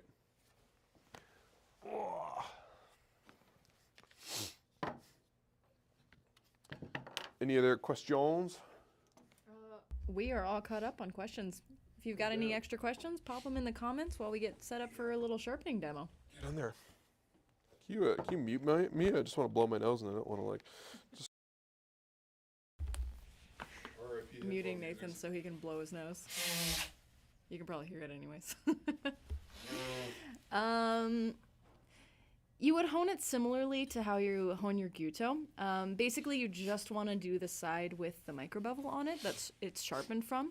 If you want to and you don't care too much about how the back of your single bevel knife looks like, you can just press it flat against the knife, but otherwise I would recommend just doing it on the micro bevel and then doing a couple of cuts to get any little bit of burr that would be left over. Yeah, so like Sky said, if you don't care too much about how the Uroshi, the backside looks, flat against the rod, boom, and then yeah, just whatever the bevel angle or whatever the micro bevel is set to, right? That sounds right to me. Yes. All good in the hood. Okay, so sharpening. Like I said, sharpening is the process of removing some steel from the edge of your knife, which is why you don't want to do it too often. You also don't want to be afraid of it. You don't, like, I, for years, was like, oh, I don't know if I should sharpen my knife. Like, my knife's going to disappear. Like, it's not going to happen, right? I've had this guy 12 years. I've sharpened it 4 or 5 times. It's the same size of knife. Take a millimeter, maybe. So if you're sharpening and you're using stones and you're doing a good job, you're not removing that much steel. But you are removing a little bit. So there's a few pieces of equipment you want. You want a couple of whetstones. These are abrasive blocks. They're made out of ceramic or other materials with something abrasive inside of them. It's kind of like sandpaper, sort of. But yeah, basically they grind steel. This guy is a 220 grit. You want something fairly rough, 220, 400 to start on, unless your knife is still quite sharp. Some people get worried about starting on this rough of a stone. Don't be. You have to remove the same amount of metal to form a new edge, regardless of where you start. This just does it faster. So grab one of these guys, let it soak for 20 minutes before you use it in just like room temperature water. This guy is 1,000 grit. It's not going to start your edge, but it is going to polish it and make it smoother. The stones leave little microscopic teeth in your edge, and the smoother the stone, the smoother the grit, the higher the number, the smoother the edge is. And so sharpening is all about finding kind of a balance point of an edge that's thin enough or fine enough that it's super sharp without being too delicate, and smooth enough that it's super sharp without being too delicate. So we're starting on 220 today. You want to use some sort of a thing to elevate your whetstone off of the work surface, and you want something to catch all the water that you're going to be putting on the whetstone. So this dirty, disgusting cloth is the way to go. I like this Knifewear sink bridge because you can use it over your sink at home. If you're here in the studio, you can just put it right on the counter. If you're working in a restaurant, you can just put it over the counter. But you can size it to any size of whetstone pretty much. And it's got a little bit of rubber on the bottom of the feet. And so it stops it from sliding around on you, which is a real pain. Trying to sharpen on a whetstone that's sliding around on you sucks. Don't do it. Just get a stone holder. So we got our stone. It's been soaking for a few minutes. We need some water. You've been drinking it. I've been drinking it. Okay, well, I'm going to use my water bottle. Oh, is Nato done sharpening? Oh, can I have this sriracha bottle, please? Yeah. That'd be way better. You want water, basically. That lubricates the knife on the stone, and it helps wash away all the steel and gunk that gets built up on the stone. We don't want to use oil with Japanese stones because they're not oil stones, they're water stones. Oil will gunk them up and kind of clog them. There are oil stones out there. That's a different thing. I don't know much about them, but these guys are water stones. Okay. This vintage sriracha bottle is a really handy thing to put your water in because it's a very precise pour spout. Some people like a spray bottle. You can get one from the dollar store, like thing you put Windex in. Those are great too. Something to wipe up with, something you don't care about, like paper towel or a dirty cloth, because this process is messy. You also want some paper to test on. These finely rashed in pieces of notebook or phone book paper. They don't have to be this small, they can be normal size. Honing rod, let this drop if you're fancy. What else? You got everything. A few nickels, Canadian or American is fine. So, basically, when you're sharpening, we're grinding away steel. We want to maintain as consistent an angle as possible because we're starting with something that looks kind of rounded, like this. We're grinding one side until we get a burr of steel that kind of folds over the other side. Then we're grinding the other side, same thing. We want to get a burr that folds over. That tells us that we've met the two sides of the edge. And then we're done, basically. Then we remove the burr and our knife is sharp. But obviously it's a little more complicated than that. So when you're sharpening, it's important to maintain as consistent an angle as possible. And when you're new to sharpening, it's going to be a little tricky. So you can get yourself a sharpening clip. Just clips on the back of your knife like so and sets your angle for you. That's a great way to kind of get started. But I'm going to show you a couple other tricks that I like. This guy can scratch up your knife a little bit. And because this is quite a pretty knife, I'm going to not do that. Instead, I'm going to use some dimes. So or nickels, sorry. We're going to basically start by sharpening the right side of our knife, and then we're going to do the left side. So I put our knife on the whetstone. We put one nickel right there, and we put a little stack of nickels on the other side. Either 3 if it's a 15-degree angle, or 4 if it's a 20-degree angle. 15 cents is 15 degrees, 20 cents is 20 degrees. Then we remove that. I only have 3 nickels, so I'm going to stick mine right there. And then we lay the knife down onto the nickels. And now the knife is sitting on the stone at 15 degrees. Then we put our finger along the spine of the knife so it's touching both the stone and the spine of the knife. We pull it up, keep it there, get rid of our spare change, and then we put the knife on the stone using our finger to set the angle. Now normally we'd start sharpening right now, except these stones are very abrasive. They're very good at grinding skin as well as steel. In fact, they're much better at grinding skin than they are steel. So if you just leave your finger on there, you're going to be really sad really soon. So you can get rubber finger protectors, rubber thimbles on Amazon or in an office supply store. I've done this a lot, so I'm going to freehand the angle, but I would recommend using a guide of some kind when you are new to this process. So we're going to start at the heel of the knife, 15 degrees. We're going to rest our fingertips of our opposite hand along the edge. We're not going to push, we're just going to let them sit there. And we're just going to run the knife back and forth. And we may use a slight amount of pressure on the edge there, but it's almost none at all. And you'll notice my wrist is really tight, it's locked. All the movement is from my elbow, because if you loosen up this wrist, you're going to end up scooping and you're not going to have a consistent angle, and your edge is going to be rounded as opposed to sharp.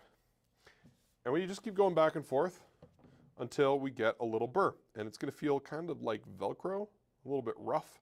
It's going to come up on the side of the knife that is not touching the stone. And if your stone gets dry or starts sounding really scratchy, throw some more water on there. And we just keep working away until we get a burr. You want to make sure that your burr starts right at the heel of the knife. Mine's not coming up quite yet. If you don't get a burr, your edge will not get properly sharp. So take your time, be patient. Once we have a burr down there, we can move a little further up the blade, and we're basically going to work in sections as opposed to doing the whole edge at once. Do we have any questions? No questions so far. Just having a couple of old faces kind of coming in and saying hi. Unannounced Fart asked if the Canadian nickels were the same size as American nickels, and yes, they are. Same enough. Yep. When you are learning to sharpen, don't go fast. Really go slow, take your time, because the faster you go, the worse you're going to do. So just take your time, go real slow until you get that technique down. I've got a video coming out that goes over this process in much more detail in a week and a half, Monday the something, near the end of the month. So stay tuned, subscribe to the channel if you haven't. But we also have an older one from Naoto that covers this in really good detail as well. And that is on our knife sharpening technique playlist. So, well, thanks everybody that's come and tuned in today. If you have more questions, pop them in the comments. If you have more technical questions, I know we're kind of covering basic beginner stuff earlier in the video. If you wanna nerd out, now's the time to nerd out. I will try my best to answer your questions. I'm not Naoto, so sometimes my knowledge is a bit lacking, but I know a thing or two about knives. Kareem is asking, are you putting pressure both on the up and downstroke? Yeah, that's a question we get all the time. I'm putting very little pressure, but what little pressure I am applying evenly back and forth because we're going in two directions, and it's, in my mind, more efficient to just use the same pressure both ways. It's also easier. I'm lazy. I don't want to think about more things than I have to. I think that's one of those things that matters a little bit more when you're working with really, really high grits on sharpening straight razors. But for our purposes, for kitchen knives, you're pretty much okay just doing this. Okay, I've sharpened like thousands of straight razors, and I would argue that it also doesn't matter that much. Then, yeah, I'm. There's very few things that I will say I'm extremely good at. I'm extremely good at sharpening straight razors. I used to manage this store called Kent of Inglewood. It's our sister store. And we sell a lot of straight razors there, and I've shaved with a straight razor for about a decade, and I've sharpened a lot of straight razors for a lot of customers, and a lot of really not sharp straight razors, or repaired a lot of really difficult straight razors. So I've got a lot of practice, and yeah, I I don't know, I just don't fuss it that much. Yeah. I mean, it's like anything. You can get as detailed as you want. You can overthink it if you want. You can like, you know, there's very little science that's actually been done on this stuff. And so it's hard to say for sure, but you know, we get great results doing this, and it seems to do the trick. That's probably one of those like arenas where theory is very different from reality. That like, yeah, it's like, you know, people like to theory craft about like Warhammer or board games and whatever, and it's often not the case. Anyways, when you get down to the tip of the knife, this is the trickiest part of the knife to sharpen. Because the knife sweeps up at such an aggressive angle, you have to kind of artificially increase your angle a little bit. You're still doing the same angle, it's just that your knife is going to be off the stone at a bit of a high angle. So I find the best way to do this is to just lean my whole body to the left, and the knife follows with, and then I sharpen that tip. And when it comes to doing the curve, because it is round, obviously, you want to work in smaller sections so that you're not getting like a really flattened off curve. And then once you're done, you just switch sides. I'm going to spend a little extra time because I've sharpened this knife quite a few times, starting with the right side, and it's getting a little, the bevel's getting a little thick there, so I'm just going to switch it over.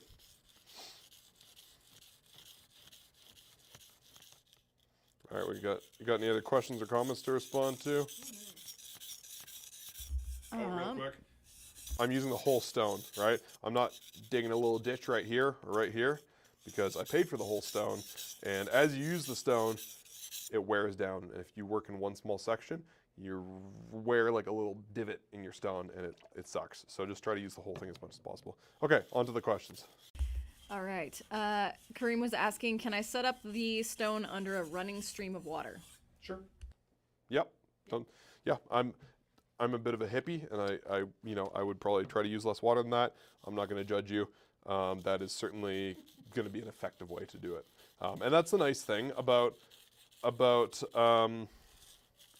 the sink bridge is that you can put this guy right over your kitchen sink, and you can just run water from your tap. You don't need a old nasty sriracha bottle like this. You just run the water directly from the source, and then it has a place to go, right? And there's no mess. Or I don't know. I was imagining the sink, but maybe you've got like a fancy Zen fountain that you built that you sharpening water under a waterfall or something. I hope so. Okay. Another Nathan is asking, is it bad to sharpen I'm sorry, is that their name, or is their name just Nathan? No, their name is just Nathan, but it's not mine. It's not our Nathan, so. Nathan Moya asks, is it bad to sharpen an expensive knife with a cheap stone? No, I don't think so. Okay, the reason why we like medium to high-end whetstones is because they tend to be harder. Not always. Sometimes good whetstones are soft, but they tend to be hard-ish, and so they're not going to wear down quickly. And when your whetstone wears down, you have to flatten it, because if you end up with a skateboard ramp like this, and you will quickly if you have a cheap whetstone, it's going to end up being really hard to get a straight edge, and it's going to be impossible to actually thin your knives to sharpen the whole bevel. And so they're fine to start. When I was working in restaurants, I got a Canadian Tire whetstone for $8, and I sharpened my Henkel on it a bunch, but it wore out really fast, and I never got as good of an edge as I do now. Not even close. Partially that was my technique, but it partially was the stone. The grading of the stones is also better when you have a higher end stone. So if you think about the grit being 220, that refers to the size of the particle that cuts the steel. But there's a range, right? They're not all exactly that size because it's like a microscopic thing. So they're kind of all within that range. But if you're buying a cheaper whetstone, the range of sizes of that grit are going to be wider. So they might not all be 220. They might be more like 100 to 300. Whereas if you buy a higher end whetstone, they're going to be graded better, and they're going to be more like, 190 to 250 or something, So yeah, I would, when you have the money, get a better whetstone. If you're looking to buy something cheap and cheerful, get a combination stone. We have our 220-1000 combination stone. You can do everything you ever need to just with that combination stone, at least to get started, and then you can upgrade later. Awesome. Just real quick, the second side, same angle, right? So basically what I would do here is, but I'm sharpening the left side of the knife. So put the knife, put your nickel put 3 nickels there. I only have 3 nickels, so I'm repurposing this one. And then just lean it up against that little stack. This time I'm using the thumb on my left hand, and I'm using my left hand fingers again along the edge. And I'll just get those bad boys out of there. And then, boom. But again, protect that finger because you will grind your finger off very quickly and it won't feel nice. That's that. Nari is asking, do you prefer toothy edge or polished edge? And what is your finishing grit? That's a great question. Well, I am going to answer that, but I'll give you a little sneak peek, so you know, it's like 2 minutes from now I'm going to show you. But toothy, I prefer toothy. Basically, for those of you that don't know, you know, the finer those microscopic teeth are on the edge of your knife, the smoother it feels when it cuts through things. But the more it's going to struggle with tough stuff. So the skin of a tomato or a pepper, you can actually make your knife too sharp to the point where it struggles to cut a pepper or a tomato. We got a great video on it where Naoto sharpens a knife 3 different ways. He sharpens really fine, like 8,000 grit, and then he does a half and half. So 1,000 on one side, 8,000 on the other side, and then he does an even rougher one. And he compares them because the toothier knife, the rougher knife, is going to cut through the skin of a tomato or a pepper better. The edge is also going to be potentially a little stronger. So at home, if it's a knife that's getting a lot of like abuse, for lack of a better word, I'm going to sharpen it maybe only to 1,000 grit. I know that sounds like sacrilege, but that's good enough for like just a knife that I'm being tough on. Especially if I'm like butchering with it. Like I have a kind of beater knife that I use for butchering chickens right now. And that one I just sharpened to 1,000 grit because it's going to get through the skin of that chicken way better. And it's just going to be a bit tougher working around bones. But if I have like a knife that I use for like, you know, I don't know, I just grilled up like a nice ribeye, like it's a special occasion. I really want to enjoy the cooking process. And I've got this beautiful steak that I'm going to sear and then slice up. Then I'm going to use a knife that's maybe polished more. So my favorite fine grit is 6,000 because it's still a tiny bit toothy. But my favorite rough grit to finish on is 1,000. At home I use a Chocero 1,000 or professional, Nanowa Professional 1,000 because it's really smooth but rough. Today I'm just using the Knifewear 1,000 and that's a great affordable 1,000 grit whetstone to finish your knives on. Or a mid-step, you know, finishing your German knives and kind of a mid-step for your Japanese knives. And then you can go up to 4,000, you go up to 8,000.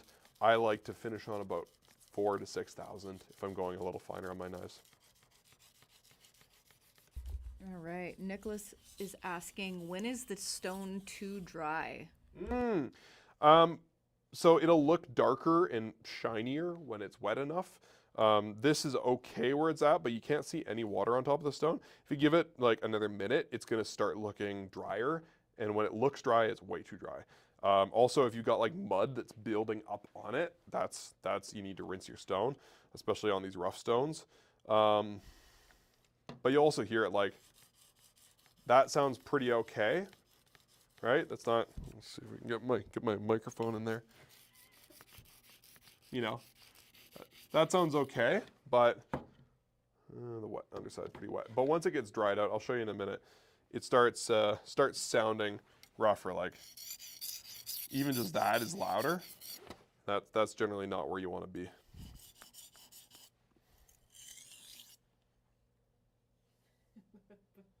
Top of your head. Oops. All right. Okay, we've got a burr. We sharpened the right side. We've got a burr on the left side. Then we sharpen the left side. We got a burr on the right side. Now, a burr is very important to tell you that you got an edge, but it's also going to get in the way of the cutting edge. If you watched my YouTube short from Wednesday or TikTok or Instagram, wherever you follow us, I talked about deburring. Basically, this process of taking that burr off. Because if you have that fine edge and you have a burr hanging over it, it gets in the way of the edge cutting properly. So I just set the knife to the angle it was sharpened at. Starting with the heel, I drag it all the way across the stone, heel to tip, switch sides, back and forth. Think about bending off the lid of a tin can. You're just trying to bend it back and forth until it's gone. And that's about enough on this rough stone. And then we're going to move up to our 1,000 grit stone and do the exact same thing, except we're going to do it we're going to get a smaller burr. It's not going to be as aggressive as it was on that 220.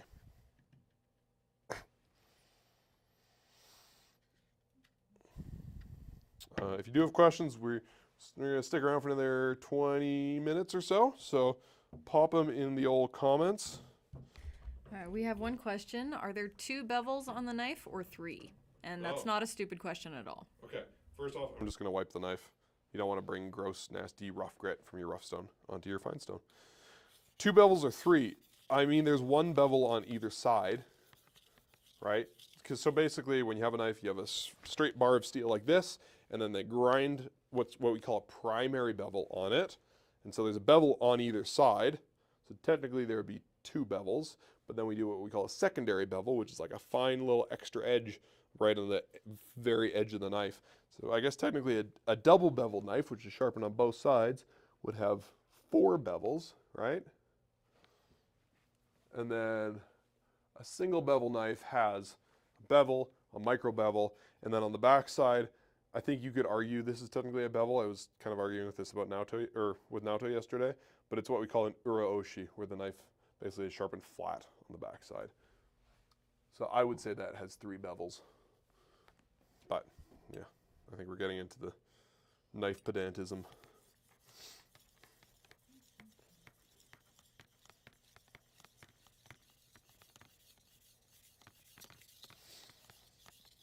Well, thanks everyone that's joined in today and is hanging out.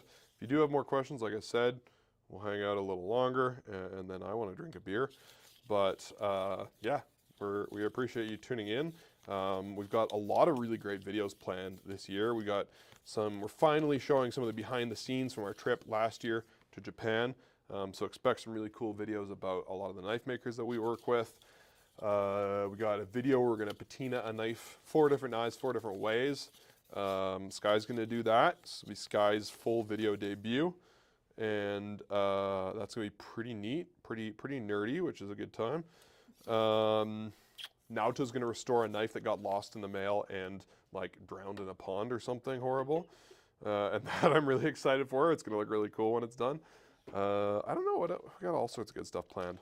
And we got live streams every month. So in February, it is the return of Naoto's Nerdy Power Hour, which is all of our regular viewers' favorite show because Naoto is a fountain of knowledge. And he basically gets real nerdy about knife sharpening or sometimes other things, steel, blacksmiths, knife making. And he's going to show us, I think, how to sharpen single bevel knives next year, but get real in depth with it, or next month. So that returns. If you haven't subscribed, we would love it if you did. Tango Pop asked, "Did you move from Did you move from 220 to 1000 grit? Any point with an intermediate grit like 440?" No. If I haven't mentioned it several times already, I'm lazy, and so I don't because I'm lazy because I don't want to do as much sharpening. I find 1000 grit is plenty rough enough to buff out the scratches from the 220. Yeah, if I was polishing the knife, like if I was what we call hot rodding, thinning the knife and sharpening up the whole bevel, I would probably have an intermediate grip, but for just sharpening the edge, I don't sweat it. Not to say you can't. There's absolutely nothing wrong with that. I just like doing fewer steps because I'm lazy, and so I don't do that. But you absolutely could use a 440, an 800, a 600 if you want. It's totally down to personal preference. There's lots of wrong ways to sharpen your knife, but there's no right way. There's many. And then we just remove the burr, right? So I got a burr on both sides, same technique as before. Take that burr off. Dave Smith is asking which hand you push with. Left hand, because I'm right-handed. So yeah, the right hand holds the knife, the left hand applies the pressure. Again, I'm not really pushing. I'm letting my fingers sit on the bevel, and maybe there's the tiniest bit of pressure involved, but it's nothing substantial. So I wouldn't sweat that. I find, and we teach a lot of knife sharpening classes in our stores in Canada, in Calgary, Edmonton, Ottawa, and Vancouver. Got a Toronto store opening this year. But in our classes, we've noticed time and again, the people that push the hardest, typically the men, and typically the big, tough, muscly men, tend to push the hardest on their knives as they're sharpening, and it tends to take them the most amount of time to sharpen their knife. Whereas the people that are a little more delicate tend to get results way faster. And if you talk to any of the professional sharpeners that we work with in Japan, like Shibata-san, we'll show him how much we push, and he'll be like, oh, no, way less, like way more gentle. And so he came to Canada one year and was showing us how to use our horizontal wheels that we use better. And he was like barely touching the knife. And we started doing that, and we got way faster at sharpening. Because you're just letting the stone do all the work, right? Kareem was asking, does it matter if you move straight back and forth with the knife or back and forth with a diagonal motion too when you're on the stone? No. When you go back and forth, you're putting little teeth into the edge. And so if you have the knife angled like this, like I did, your teeth are going to kind of point this way towards the heel of the knife. And so if you go a little more diagonal, you might get a bit of a different direction of those teeth. I wouldn't do that personally, because the more movement you have, the harder it is to control your angle and be consistent. So I would just go back and forth and just worry about that. Because as soon as you start moving your wrist or sweeping or changing things around, the more likely you are to mess up your angle and get a less sharp knife. When you're done using the stone, wet it down really thoroughly. Grab one of these guys. If you sharpen knives, you cannot live without one of these. This is a truing stone. This is a cheap and cheerful $30 one. There are fancier ones if you're a bit of a sharpening nerd, but this guy's good enough for the beginners. And basically it flattens out your stone. It also grinds away all the steel that's embedded in the surface of the stone. I do it every single time I use my stones. Similar to thinning the knives, it's one of those things that you don't have to do every time, but the longer you leave it, the more you're gonna hate yourself when you have to do it, because it really sucks to do after you sharpen 20 knives. Okay, now my knife's sharp. This is a bit of a utility knife around our house, so oh, thanks, Nato. I'm done, anyways. So I'm not gonna make it super sharp. I am gonna call it a day on 1,000 grit, because I know this knife is gonna take a bit of a beating, and that edge is gonna be a little tougher, and it's gonna be a little better for things like bell peppers, which we cut a lot in our house. So yeah, I'm calling it a day on that 1,000 grit. You could absolutely take it up to 4,000 or 6 or 8 or 10 or 16 or 32,000 grit if you really wanted to. Just personal preference. What grit do you like if you're cutting just raw meat all day? Raw meat. 1,000 grit or 2,000 or 800, somewhere in that range. I find raw meat can be kind of tough, and I find it kind of hard on your edge. And so that edge is going to be a little stronger, but it's also going to be, it's going to be a little more bitey. And by that, I mean that it's going to cut into the flesh a little bit more nicely. If you're skinning, I actually like my knife to be a little bit less sharp, because then you don't pierce the skin as easily. But if I'm just cutting meat, or I'm trimming meat, or I'm deboning meat, I like 1,000 grit edge, because it gets into that meat really well. The edge is tough. It doesn't complain around bones. And so that's the kind of edge I'll put on my boning knife, for example. Or if I have like a slicer that I'm using a lot, especially if you have a sujihiki, and you are cutting like brisket or roast beef or something, or turkey with like a tough skin, if your edge is like 10,000 grit polished, it's just gonna slide off, or it's gonna really struggle to get through that bark or that crust. And so having a slightly rougher edge, like 2,000 or 1,000, is preferable to me. If you're cutting something like raw fish that's very delicate, or something that's been like air cured, you do want a finer edge usually for that. Okay, and then we just clean the burr off. The stone only cleans off so much, so I'm just gonna use my honing rod, and then the leather strop, and then we'll test the edge.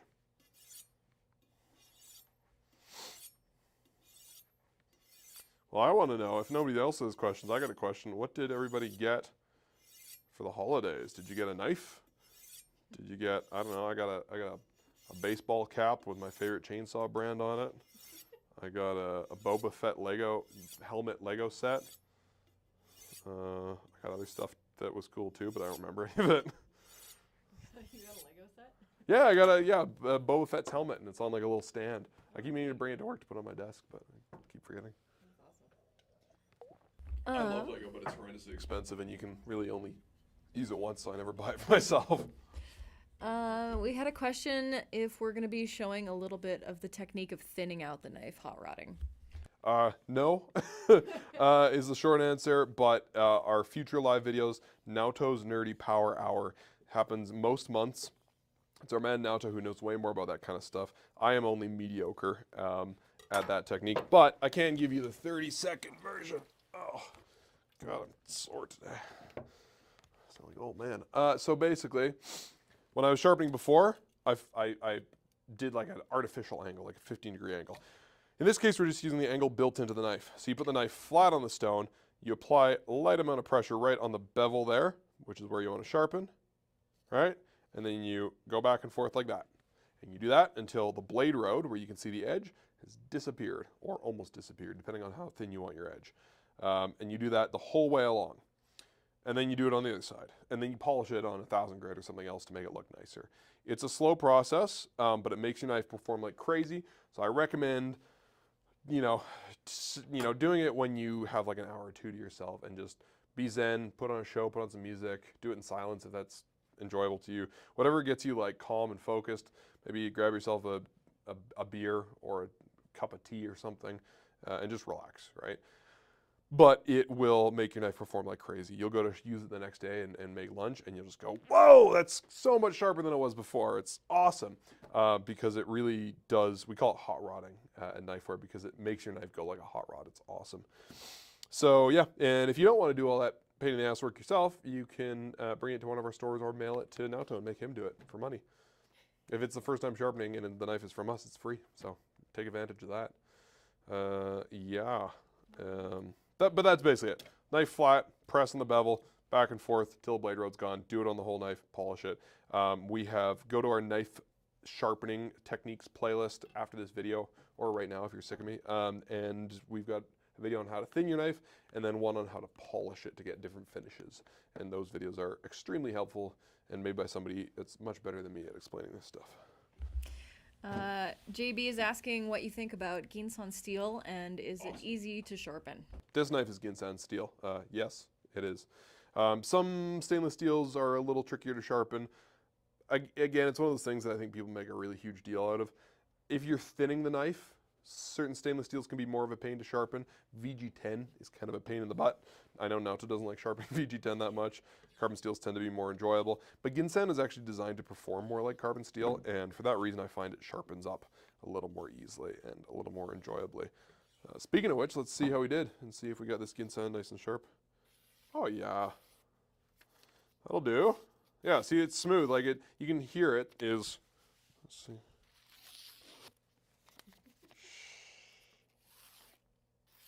Yeah, like there's a bit of roughness to it. It sounds a little scratchy, but it's very much smooth, and you can see the edge of the paper where I cut is quite smooth. So it's a smooth yet toothy edge, and that's why I like 1000 grit a lot of the time.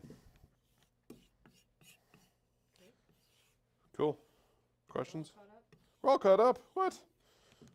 It's madness.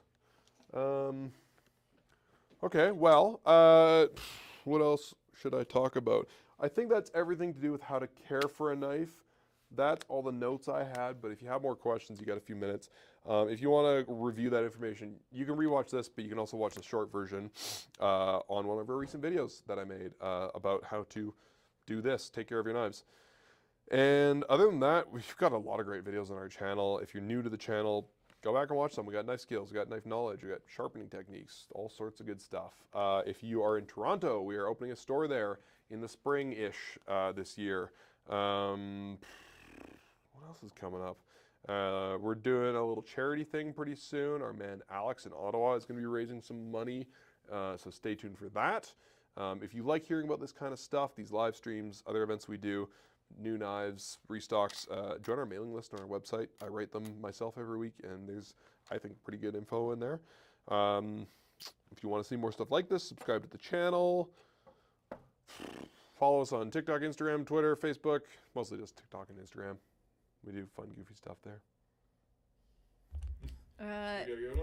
Don asked, do you stock stone dressers? And was one. Stone dressers. I don't think for storing, like, Don's got like a knife dresser. Maybe he needs another one for stones. Do you mean for like cleaning the stones? We stock Negura stones, which are often called a dressing stone, which basically for the finer stones, like 3,000 and up, that surface can get clogged up with metal and gunk and stuff. And so the Negura, N-A-G-U-R-A, is used to just not true the stone, but just grind off the finest tiny little bit off the top, and sort of like an eraser. It just cleans up that steel. So that is what I would use for dressing my stones. Yeah. You want a nerdy one? Yeah. Let's watch me fail. In terms of sharpening, toughness, cutting, how does Ginsan compare to white paper 2? Toughness, Ginsan's going to be tougher because it's generally a tiny bit less hard. Yeah, and I just find white carbon pretty fussy.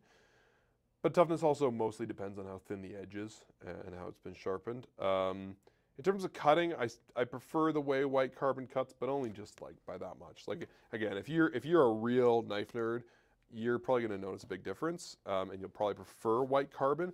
But Ginsan again was formulated specifically to be a stainless steel. It works more like carbon than even VG10, and so I think you'll be impressed and delighted by it. I know a lot of staff and nerdier knife folks who have the Hado Ginsan series and find it to be phenomenal. I bought the white carbon one because I like the look more, and I didn't have a white carbon knife until today, believe it or not, but I have used them a lot, and I find they cut beautifully. If you haven't tried Ginsan, try it out. It's great. I have one. It's awesome. I like it a lot. Do you apply stropping compound only on the smooth side of the leather strop? No, I only apply mine to the suede side. Doesn't mean you can't apply it to the smooth side. Lots of people do, but I find it cakes up and gets really rough and rocky, and it just feels bad, for lack of a better term. I find rough materials like suede or canvas or even denim, it kind of settles into the little pockets in here, and it just feels a lot better, and in my opinion, it does a better job. Again, most of my experience with it comes from sharpening straight razors, and I find it works way better for a straight razor on a material like this. But even for kitchen knives, I find it just feels much nicer, and it seems to do a better job. Do whichever you like, but maybe try it on the suede first before you go and potentially ruin your strop. Okay, Don wasn't asking about Negro stones, he was asking about truing stones. Oh, yeah. This guy, Knifewear Truing Stone, $34, does a great job. Again, if you're a real knife nerd, these guys are not totally perfectly flat. It's a $34 stone. But if you are me or somebody that cares as much about sharpening as me or less, they're an awesome job, or they do an awesome job. If you want something that is like almost to the point of being like atomically level, like as flat as an object can get yourself a metal plate that has a diamond compound on top. And we sell them on our website. They're not cheap, but we sell the Kencho plates, right? Yes. Yeah, and so basically they've got like this little thing that's like diamond grit on an adhesive layer. You peel the back off, you stick it onto the metal plate, and it's just as flat as can be. Because these will wear down and get uneven with time. If you're a hobbyist sharpener, it's not a big deal, but if you're hardcore, your stone won't be perfectly flat. Like perfectly flat. And so those metal plates are awesome.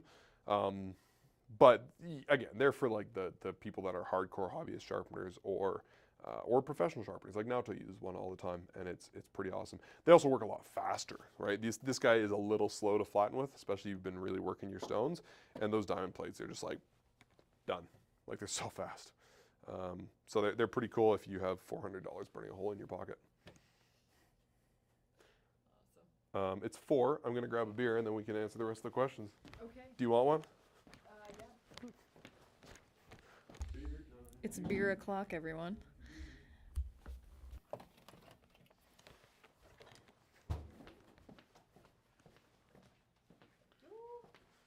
And we're back. We're off the clock, so we're getting wild.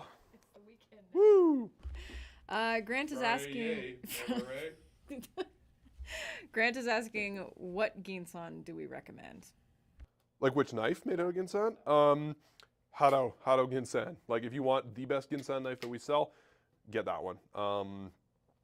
This one is the Konosuke Sakura, which we used to sell.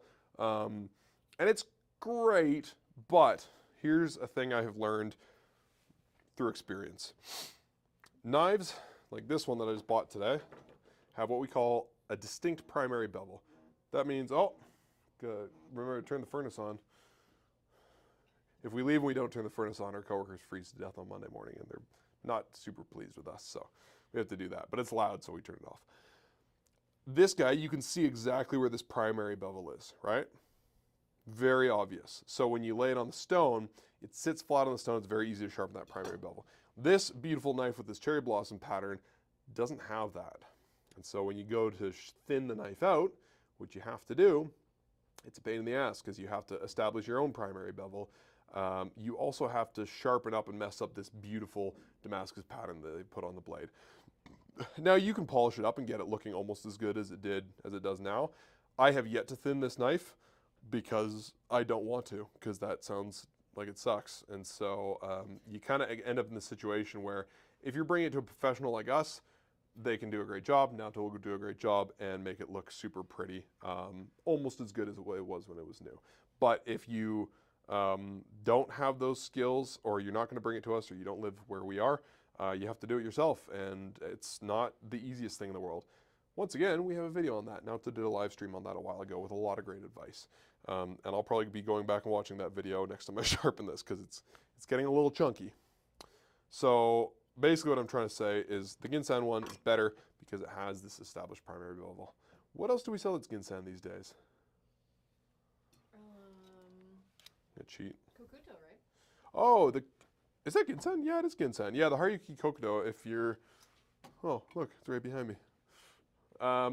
Yeah, if you're looking to not break the bank and get a really rad Japanese knife, or you're buying a gift, I gave one of these to my sister-in-law for Christmas this year. I gave one to my friend for her birthday recently. I've probably given them to other people too. They're a kick-ass knife. They're Ginsan steel. They're like, this guy's 189 Canadian for a really like banging Santoku that looks really cool. Yeah, they're rad. Awesome. But yeah, if you want to go balls to the wall, definitely get the Hado Sakai. Balls to the wall is the only way to go. In my opinion, yep. Awesome. We're just getting a lot of thank yous and good Okay. recommendation. Well, thank you everybody for tuning in. You got a couple minutes if you want to squeeze in any last minute questions there. Once again, you can join us next month. I think it's the 18th-ish, but yeah, sometime in February now it's going to be live. Oh, we got toques coming out soon. We've been working on toques. That's beanies for you Americans out there. They're custom woven for us with unique knifewear patterns made in Calgary, Alberta, where we are. And they are coming soon. They were supposed to be delivered like a week ago, so they should be in stores in a couple weeks, hopefully. But they're going to look really cool. Stay tuned. We got like other awesome knives coming in soon. I'm kind of drawing a blank as to what we're working on right now. But as always, there's lots in the works. Yeah, we hope you enjoy it all. Stay tuned for some renovations around our YouTube set. We're going to add some cool stuff to it soon. And yeah, hope to see you all in the next video. One more, or are you heading out? Question? Yeah. Sure. Yeah. Yeah, I got a beer in my hand, so I'll stay here for another hour if I have to. All right. We touched on this a little bit earlier, but we were looking for recommendations to prevent oxidation or rust for long-term knife storage. I put it away. Camellia blade oil. We sell it on our website. It's just a food-safe, natural oil that won't spoil. You don't want to use olive oil, coconut oil, etc., because they'll go rancid and be gross. So, like 3-4 drops of that on your knife, paper towel, or a dirty cloth you don't care about. Wipe it down really well. Just make sure the knife's really not wet, really dry. And then you can pop it if it's well oiled. You can pop it in one of these. You could wrap the blade up in newspaper if you're careful. Put it in the original box if you kept yours. Yeah, but oil it for sure, even if you live somewhere as dry as Alberta. Because, like I said, Mike made this guy real rusty when he showed off his knife collection. He found it, and there's still some pitting on the blade. There's a lot of work to fix, but you can still see where it was rusted. Awesome. Well, thanks everybody. Carlos, congratulations on the new knives. He was wondering if a Tsujihiki would be a good option for a heavy pepper bark brisket, and would the bark dull the knife edge quicker? Yes, yes, and yes. Yeah. Yes, it would be a great knife. With something like a brisket, you want long slices. I know people use bread knives a lot, but even a sharp bread knife is going to tear up the texture of the brisket a little bit, and you're going to end up losing a bit more juice. You know, if you did a good job with your brisket and you rested it properly, probably not a big deal. But Tsujihiki is going to be the best knife for the job. Long, clean strokes. I would give it, if you're sharpening it yourself, leave it with a slightly rougher edge.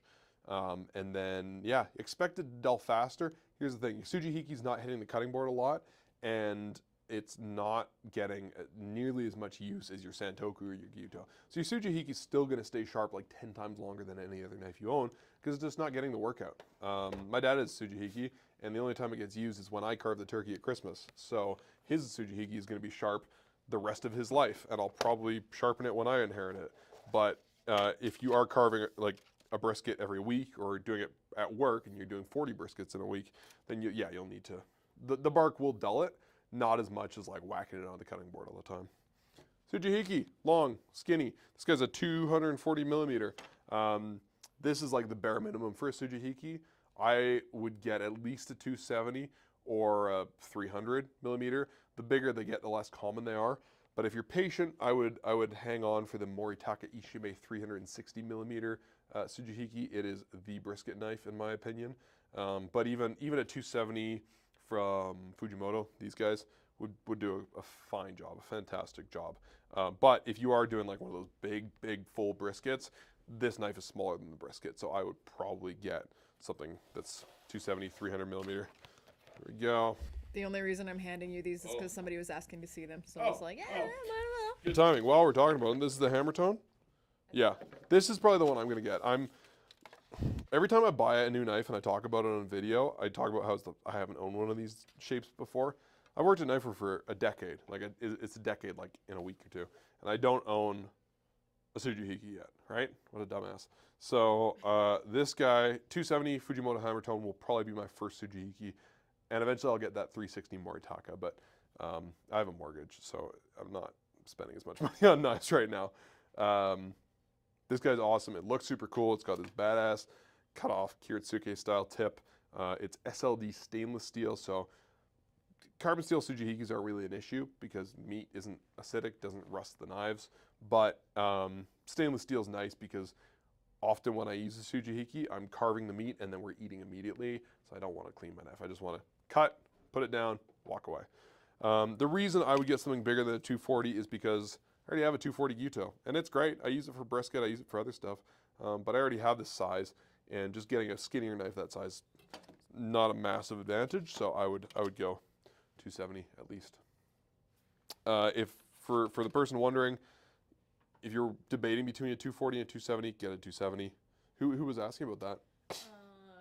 Ha ha ha. Ha ha ha. Yeah. I wonder if any of those H's are silent. It's just like ha. Yeah, so 270 is just better. This guy is stainless steel. Now, here's the thing. The Fujimoto Nishiji is made from a harder steel, so it will stay sharp longer. It can oxidize, it can rust, but again, you're cutting meat, not really a concern. However, the Fujimoto hammer tone would be my choice because A, Tsujihikis don't get as much of a workout. They don't hit the cutting board very much. They're not going to dull nearly as quickly, so you don't need as hard a steel. And you're cutting meat, which means there might be a bone somewhere, even a little fragment of a bone. And so that will chip a knife, and the Fujimoto hammer tone is definitely going to be more durable than the Nishiji. But if you're on a budget, the Nishiji is an awesome knife, so don't sweat it too hard. I also want to mention my favorite Fujimoto line, which is the special forged one, which is fully carbon. So, like if you're feeling confident to care for something that can really rust on you, you can go for that. But it's made out of one of my favorite steels, which is white carbon steel, and it keeps an edge so well. I think. The one I got my dad. Yeah. Tsujihiki. Yeah. The special forge. It's also you know, happens to be the most inexpensive Fujimoto line, which had something to do with it, but it really is it's a cool looking knife. Like it looks very similar to this guy actually, but there's a lot more of the black on the blade. A thing that sounded smart to say, but I don't remember what it was. So. Okay. Oh yeah, it's just every time I get a card, like for Christmas or my birthday, my grandma writes for my special grandson, but she always puts the word "special" in quotation marks. And so I was just thinking like, oh, it's the Fujimoto special for, just like sarcastically. Oh my god. Forged this one in a toaster oven. They didn't. Jeff Horlock is wondering if the end grain booze boards are worth the splurge. Yeah. We don't sell them. I don't even know how much they cost. So, you know, I can only say so much about them. And obviously, I'm going to tell you to go buy a Larchwood because they're sustainably made in Canada. We sell them, but also they're really awesome. But I've heard good things about booze boards. We get asked about them a lot. And, you know, all I can really say is, yes, they're good. End grain wood is typically the way to go. Just stay away from woods that are really hard. Acacia, teak, those kinds of things, because they will dull your knives faster. But I'm sure they're phenomenal. Yeah, they look pretty good. Okay. Thank you, Village Brewing, for sponsoring this video. They didn't, but they do live up the hill, and they give us, or they're up the hill, and they give us a discount. So shout out Andrew.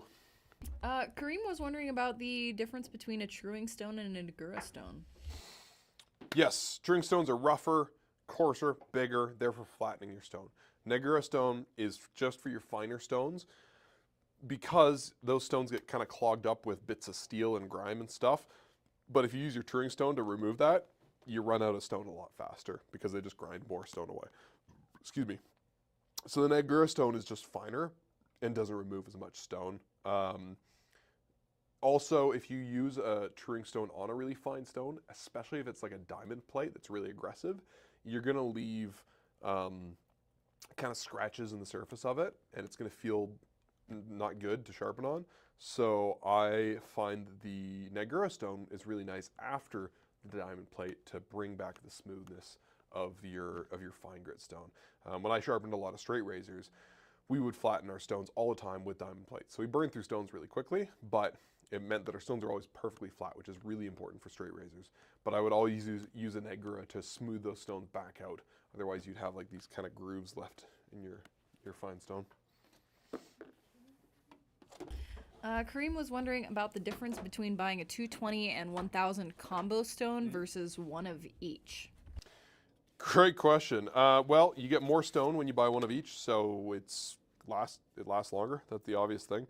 When you use a stone, as I mentioned before, it grinds down the stone a little bit, and eventually you end up with a surface that's not perfectly flat, even if you true it, and definitely not perfectly level. So when you use a combo stone, the more you use both sides, the less even it gets. So it starts to kind of wobble around when you sharpen on it, and that isn't great.